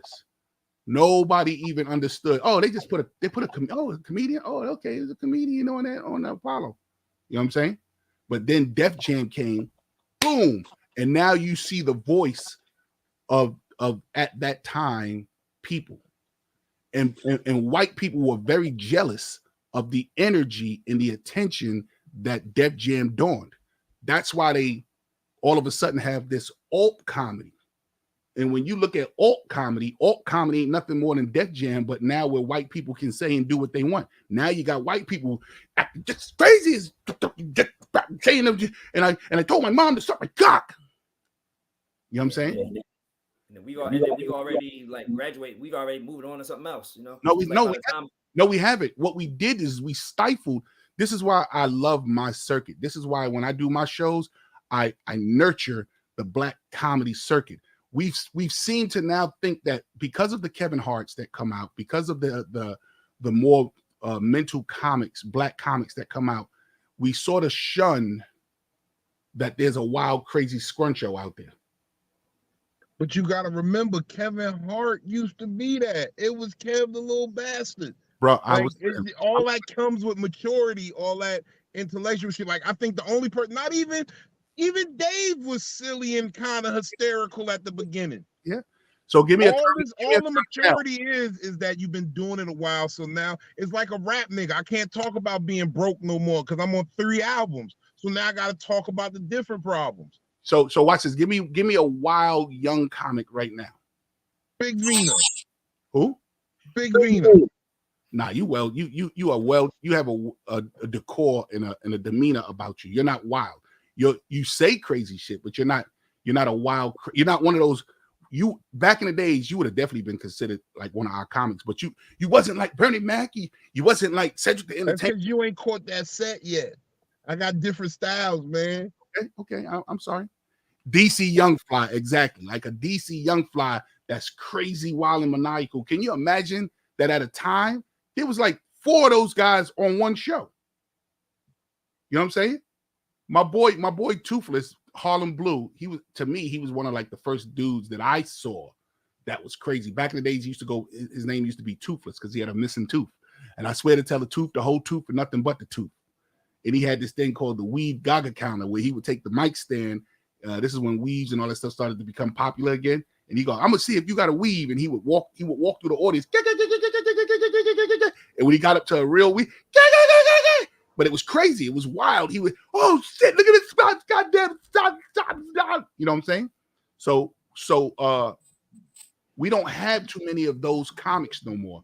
And because that shit is fucking buffoonery. No, see, that's the sad part. To me. So when I watch it, right? When I watch it, hold on. So let me say this part. So because you think it's buffoonery, I'm telling you, because I've been around the country, I've been around the world. The audience is looking for that. Where the fuck is that at? Vino been on my show. That's what I cultivate in my rooms. I cultivate. Believe it or not, this style that I've been rocking lately, it was preceded by that type of buffoonery. Right. So because that's what you got to do. It's like I keep hating to equate it to music, but it's like rap. First, you give them what they want to hear, then you can tell your message. And I'm not saying album ain't nothing but club joints. The second album is when you get into those tracks about what it is and what it do and da da da da da. So maybe it's because, again, my mentor, the person that I look up to, Ali, goes on stage and he says, if you here for this jumping around buffoonery, you at the wrong show. And that's his style of comedy. That's his style. And watch this. He still knows how to nigger it up to make sure black people don't tune him out. You went mute. You got muted. I don't think he worries about that anymore. I think maybe at the beginning it was not anymore because he's tapped into the white culture. And not only that, we're already secure that he knows our frequency.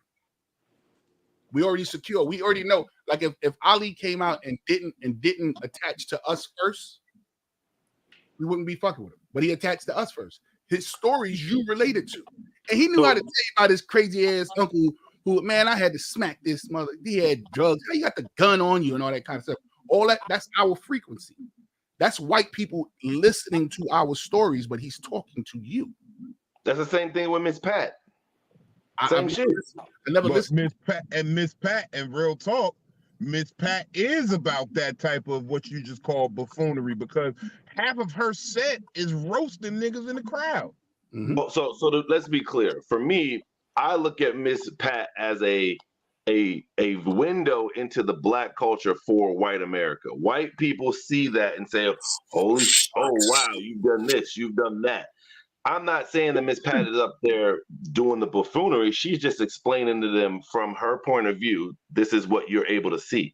When you get up there and you pulling out shit out and you jumping around, like I like JB Smoove. I don't think JB Smoove does the buffoonery. But he's very animated, very calculated, right? There's a difference between that and Scruncho. What are you talking about? I don't even want to answer that because what are you talking about? JB Smooth's whole situation is what you would call buffoonery. The epitome of the buffoonery. Yeah, he is. Bro, let me tell you something. JB Smoove used to have this joke about the glue trap, and if that wasn't some old clown jump around nigga shit. The joke where he talks about the freaking duel when slapping each other with the fucking glove. About niggas walking on the side of their shoes. Right, the whole shit about the cop with no car and running around. That's not buffoonery. That's what it was. It was super animated comedy. You know how I can tell you it was buffoonery? He used to bomb in white rooms. White people used to be afraid of him. And I watched him destroy a 1,000-seat black auditorium and go to a white room and bomb because they was afraid of that shit. And Tracy Morgan. So they didn't hit till motherfucking Larry Davis saw it. He was trying every white room, and then Larry Davis saw it and liked it and was like, I could use some of that shit in Curb Your Enthusiasm. So, but here's the thing, though. Here's the thing, Dubs. You gotta, if I only book motherfuckers that I liked, it'd be only 7 niggas on the stage back and forth. They do that already. That's why most of these shows fail. You know what you got to do, man? You got to look and see what the audience is telling you they like. I know my audience likes wild, uncanny black, and it could be white comics that have that energy that I bring to my stage. I don't know if y'all heard of Aaron Berg's. You heard of Aaron Berg? Aaron Berg got a special on Aaron Berg lives out here in New York. I've known him, but he's got a special on Amazon where he did, listen to this, 47 rooms in 3 days. No. Yeah. Hold on. I'm gonna tell you right now. I'll tell you right now. 40 in New York, of course. In New York City. Okay. I'm about to say it's no way. Yo, but that's possible. It's 47 rooms in Harlem. So it's like that was a special. And I thought that was a phenomenal. He took his camera, his boy went with him, and boom, they was off. Yeah. So you gotta let black comedy be black comedy. I know, Dubs, it probably doesn't appeal to you, but you know how much both black and white people want to see that shit when it's out. Yeah, I think that it depends, right? I know certain comedians are gonna be like that. Like when I see DC, I know DC is gonna be animated, and if he's not, I'm like, what's wrong with him? You know what I mean? So I know that certain people are like that, but there's certain ones where I would rather not watch it. Yeah, and I'm with you with that. It's definitely levels to this shit. Like there's definitely guys that I'm like, nigga, you just going to be being a fucking clown. For me, with DC, all he does is scream. Like he'll have a joke in here and there, but the most is the laughter is from the yell.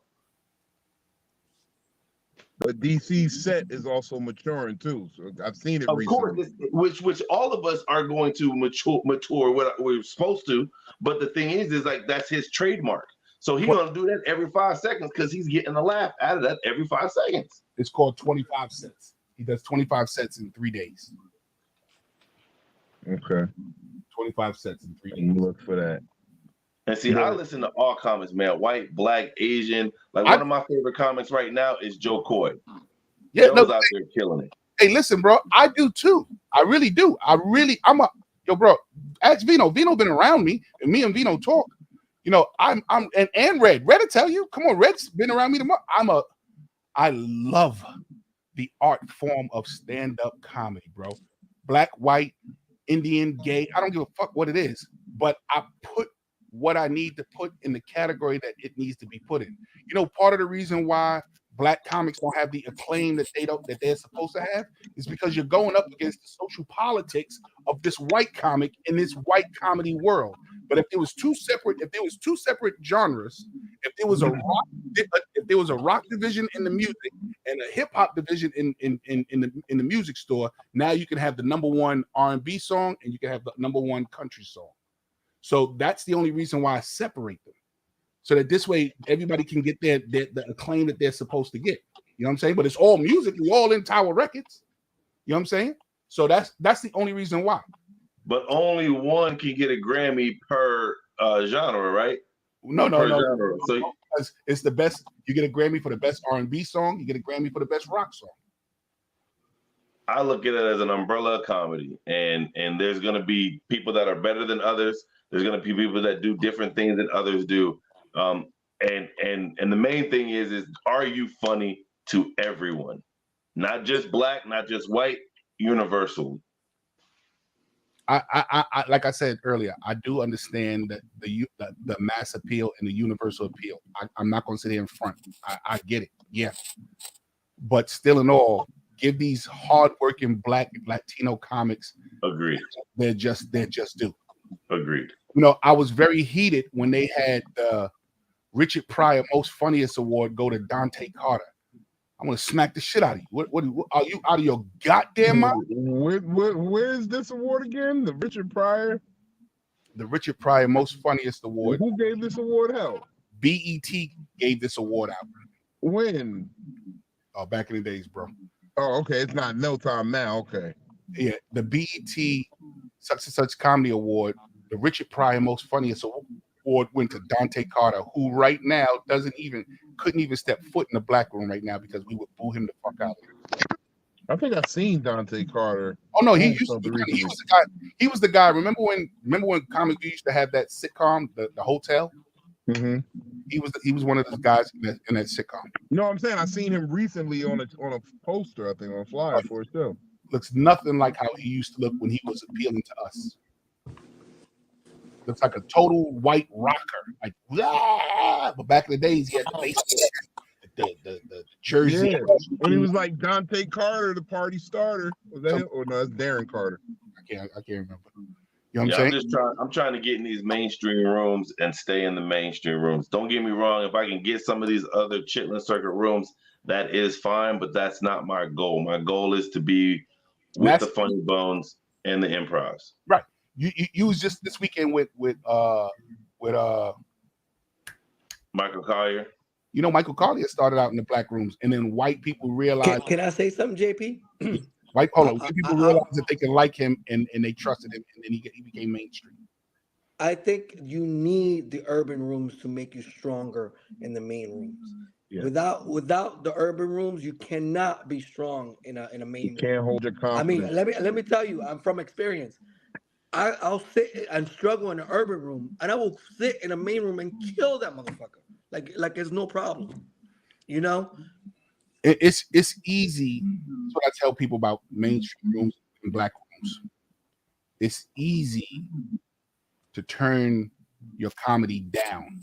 When you learn in the black room, you're learning on 9, 10. You got to learn you better be funny immediately. Funny within the first 30 seconds, I think they say.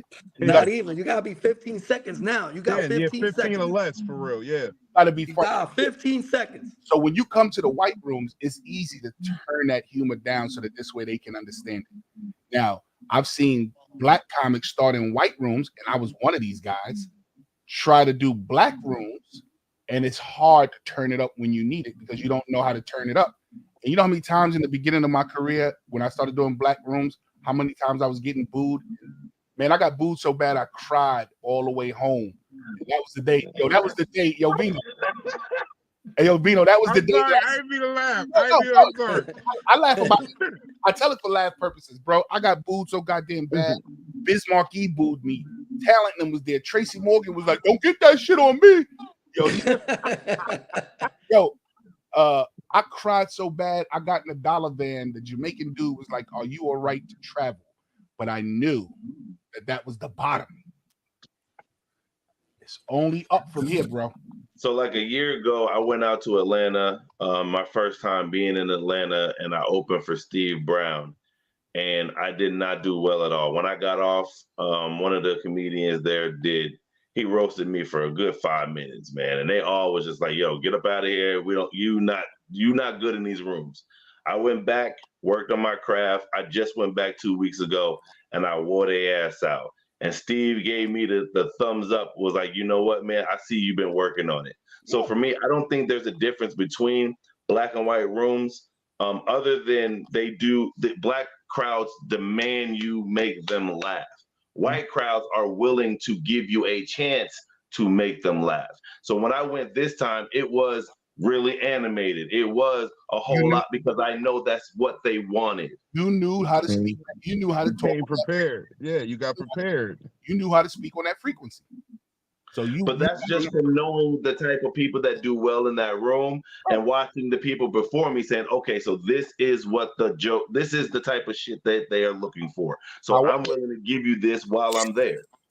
However, Doug, let me give you an example, Doug. It is because it's just a read and recognize thing. Because the set you saw me do in New Orleans, I can turn that set completely on his head, and it came off real like monotone and like easy spirit and easy going, right? No, I got shit where I push the envelope and they come rapid fire, and it really be the quote unquote buffoonery. Yeah. and I'm using the props around me and the stage as props and shit like that. But on this set, it didn't need all that. It needed me to just be in cruise control because y'all did a decent job. And it wasn't like I had to bring it back or I had to show my ass and upstage somebody, or, you know, the crowd was, you know what I mean? Crowd was good, but it wasn't like it was 400 seats and I got to do something. You know what I mean? You know what? You know what I learned? Like I'm getting ready to perform, and I hate doing this kind of stuff. I'm getting ready to perform in the Hamptons. I've been doing comedy for 30-something years, and I have never been to the Hamptons. And all we ever hear about the Hamptons is the exquisite white peopleness of it. You know what I'm saying? Mm-hmm. I'm definitely sitting here going like, what have I gotten myself into? But I'm not worried because I do resorts. I do the Apollo. I do enough to know how to coast it. You know what I'm saying? Can I do your wardrobe for that outfit? I'm thinking. Hold on. White gloves. You hear this guy, Juan? Now watch this, Juan. Go ahead. What you saying? Denim tuxedo, white glove, denim top hat. Woo! Denim tops, nigga. It was crispy out there. Denim top hat, they ain't never seen that before. All right, so let me finish my story now. The one that pop out too, you be like, boop, and then put it on your head. He tried not to laugh. Look, you try not to laugh, JP. I see. You about to go look at that denim. You about to be at Dapper Dan tomorrow. Like, you can make this a top hat right here. The pop out one, though, nigga. The pop out one. I need to know the.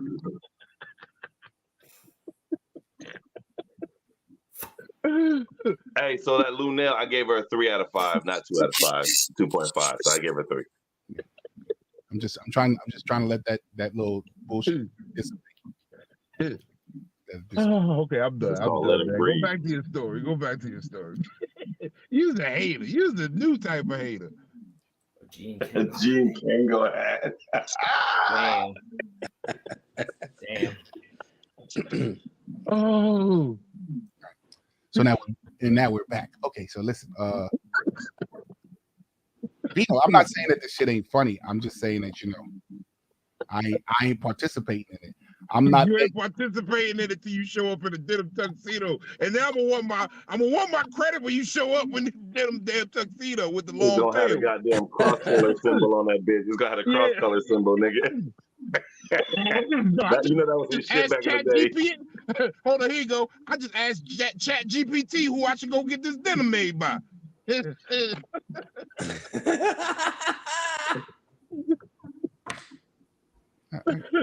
feel you. All right, go ahead, man. Go ahead. I got the denim belt, nigga. I got the on the inside. It's denim on the inside, nigga. You got to coordinate. I want everybody here to remember this. Now, I want y'all to remember. Who said you can't have denim suspenders? Watch this. I want y'all to remember this because when I come snapping on Dub's post and he do this shit to me, look, he do shit like this. I already know JP. I already know how JP gonna be. I want y'all to think this. I listen. I'm here. I'm here for the buffoonery. I'm here for the buffoonery. I'm ready. I'm here for the buffoonery. No, I'm only fucking with y'all. Trust me. I take the joke. I forgot what the whole point was. The point was denim tuxedos coming soon. Well, first off, you got to see. Did you see Steve Harvey in the denim 3-piece suit? Oh, you mad? He's jacking your style already? I had it first. I had that 2015. He had a denim suit. Oh, Harvey denim suit. Oh man, JP, name one article of clothing that you would not wear in the denim version of. Nigga, he got the whole denim outfit, bro. The whole denim suit. You see how he claimed it? He got my whole denim outfit. God damn. You definitely subconsciously said my whole denim outfit, JP. You definitely subconsciously said he said he got my whole shit. Look at that nigga JP, cuz. You got my whole shit on. The denim hat, nigga, top hat. He's in the denim fedora. God damn. Oh shit. I got you. Nah, JP. I think you should do that though. That'd be a fly look. If you just really start flipping it on the all denim everything, that could be a shit. No, because I was watching that old Def Jam clip, and you had the denim on then. You also had a motorcycle jacket on too, which was crazy. I've been meaning to tell you that for a couple weeks now. Why'd you have a motorcycle jacket on Def Jam? I know you pulled up in a city. That was the style back then. he pulled up in a Honda. Yo, with the JP looked like he was in the Only You video, nigga. Oh yeah. Alexa, turn on the light. Alexa, turn on the light. Why don't you turn the light on? That's it back there. You don't see it back there? What outfit did you wear on your Def Jam performance? Oh, I don't have one. I'm not gonna argue with this nigga. Right. You could do your little light flex, nigga. I ain't mad at you. I'm proud of you, bro. I'm definitely you got me on there. I don't have a Def Jam one, but you do have a Def Jam performance where you're wearing a motorcycle jacket. You're wearing a motorcycle jacket and you don't have a commercial or a special endorsement on your license at all. Or a motorcycle, nigga. I get it. Hey, fellas, y'all just reminded me real quick before we get up out of here. We're on the 2-hour mark. I got a show that I'm trying to develop called the Comedy Sanctuary. I think you'd be perfect for it, Dubs. The Comedy Sanctuary is it's an online it's us talk. No, it's nothing. I'm not here to. It's all things comedy. It's a safe space for comedy. It's like a talk show like this, and we talk all things comedy. And there's nothing wrong. Any questions that we got, anything and I want to bring in some of my friends and all that kind of stuff, and we talk heavy stand-up comedy. The Comedy Sanctuary. What special was good, what special movie, what comics did this weekend, who got into what, blah blah blah. Everything comedy, the Comedy Sanctuary. So I think you'd be perfect for it, Dubs, because your quest for comedy knowledge is dope right now.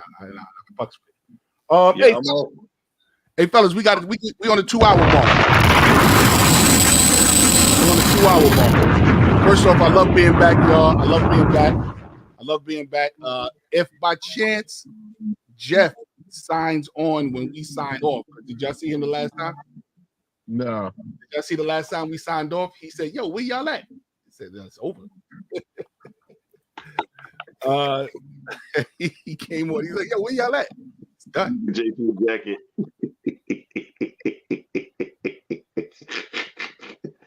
That nigga JP. I can't see it. It's too small. Hey, yo. Wow. Hey, yo. You just gonna let that slide? Yo, you just gonna Yo, so listen. What's going on? What's going on this week, fellas? What's going on? What's going on before we get up out of here? Anything that we want to talk about? Hey, yo, shout outs to our girl Shy Boogie. Shy Boog. That's a video game that she got going on? That's the metaverse. It's a character that she created, through the metaverse. I think that's dope, bro. Yo, the attractions for it is dope. Yeah, it's dope. You do a lot in the metaverse. Oh, you saw it? You saw it, Vito? No, but I do got 100,000 people who subscribe to my dietitian page in the metaverse. So, you got in the metaverse. I'm a dietitian, nutritionist. Yeah, I'm a physical therapist and a workout instructor. Like, I'm getting money. I got a six-pack in the metaverse. I'm not fucking with this nigga. And I really thought this nigga was telling the truth. Again, this nigga got me. I was like, this. What? I got a six-pack in the metaverse, nigga. Look. All right, well, this Friday, I got a roast battle that I'm putting on out here in Florida. 8 comedians going head-to-head. Winner gets $200. October 20th, I'm headlining the Orlando Improv on the Sidebar. That's just me and 3 other comedians that's opening up for me. The 20th and the 21st, I got a show out here, all ladies comedy show in Crystal River and in Beverly Hills. New York, I'll be there set November 3rd, 4th, and the 5th, and Austin at the end of the month. Can I ask a question, Dubs? Why are you rushing to headline? So they're doing this thing. I'm not rushing. It's more so it's like 30 minutes, and they're giving comedians that are up and coming an opportunity to headline. I've done that room 3 times where I've done 30 minutes. So put it on my calendar, and it's under the Improv. And when you Google it, my name comes up under the Improv. So it's for work. It's for algorithm, if you will. Gotcha. What up, Reg? You gonna be at the spot tomorrow? Because I'm coming through. I will be at the spot tomorrow. Yeah, absolutely. I'll be at the spot. What you got? Havana? Havana, yeah. Havana, baby. We'll be at Havana tomorrow. I'm just hosting on Friday Comedy in Harlem, the all girls, all women, Latino, whatever heritage thing this week. Wednesday, I'm doing a couple of things that I don't want to mention them because they're not paying me enough to mention them. I had that whole discussion on my page. We're gonna come back to that. This is what I'm talking about. The Comedy Sanctuary, Dubs. We got to do this Comedy Sanctuary. I'm with it. Should comics be obligated to promote Absolutely. their own? Absolutely. No, I disagree. I'll tell you what. If you're paying me XYZ dollars and you're telling me in my contract that it's my job to promote, yes, I will promote your show. But if you're telling me I'm gonna give you $25 to come through, I ain't no contract where it says I gotta promote your show because it's your show, then I'm not promoting your show. It should be stated. I put it in the contract. I put it in the contract all the time because if you don't and people don't show up and I don't get my money back, I'll never book your happy ass again. What up, Nicole? I feel like if you're gonna give me a deposit and you're gonna put me on a contract and it's on the contract, I will do it for you. You know that I agree with you there. But if you're gonna tell me, yeah, show up, might have 100 people, might have 50, might have 25, then yeah, you know what? I'm not gonna take a chance. Makes sense. Yeah, the money don't add up. It don't make sense to advertise everything. Yeah. Sometimes you gotta be like, hey, this is what I'm I'm talking gonna show about. up, I'm gonna do my thing, I'm gonna make them laugh, but doesn't mean I'm gonna, push something that you give me bare minimum. Hey, I need your help too. I'm doing a thing called Eggnog and Coquito. Let's go, bro. Let me know. Eggnog and Coquito comedy show. Do me a favor, text me later so I'll make sure I lock your numbers and I need some Spanish comics. It's your boy JP Justice. Oh, Vino, you got anything? Yeah, what you got? Yeah. Next Sunday, Virginia Beach, Virginia, Peabody's Comedy Brunch, man.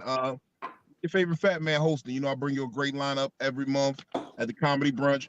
Peabody's Nightclub, Virginia Beach Oceanfront. The tour's kicking off, My Edible War Off tour. I'm gonna be on the road with Clint Coley, but we're gonna start with these hometown joints in Richmond and Virginia Beach, then move on to Raleigh, and then I'll be announcing dates as I confirm which dates I'm gonna be on because it's gonna be changing comedians there. And then Jersey, Sunday Night Live, October 29th, Stress Factory with talent. Richie Redden. I'm really excited about that because I like Richie Redden. I know him. I've been familiar with his work, so get a chance to work with him. I saw that flyer, as a matter of fact. Vino, I'm gonna go check you out. Yeah, man. We'll be down there at the Stress Factory. Yo, but comedictherapy.xyz for everything. Big Vino comedy. Say it again. I talked over it. Comedictherapy.xyz is my website. All dates, anything about Big Vino, and Big Vino comedy on any social media platform. Yes, sir. This is your boy JP Justice, and guess what? I gotta pee. And old niggas, when we gotta pee right now. Not in a few minutes, right now. I had a great time with y'all. See y'all next week. Grown folk comedy. Yeesh. Black King Stable Talk, y'all. We out of here. Peace.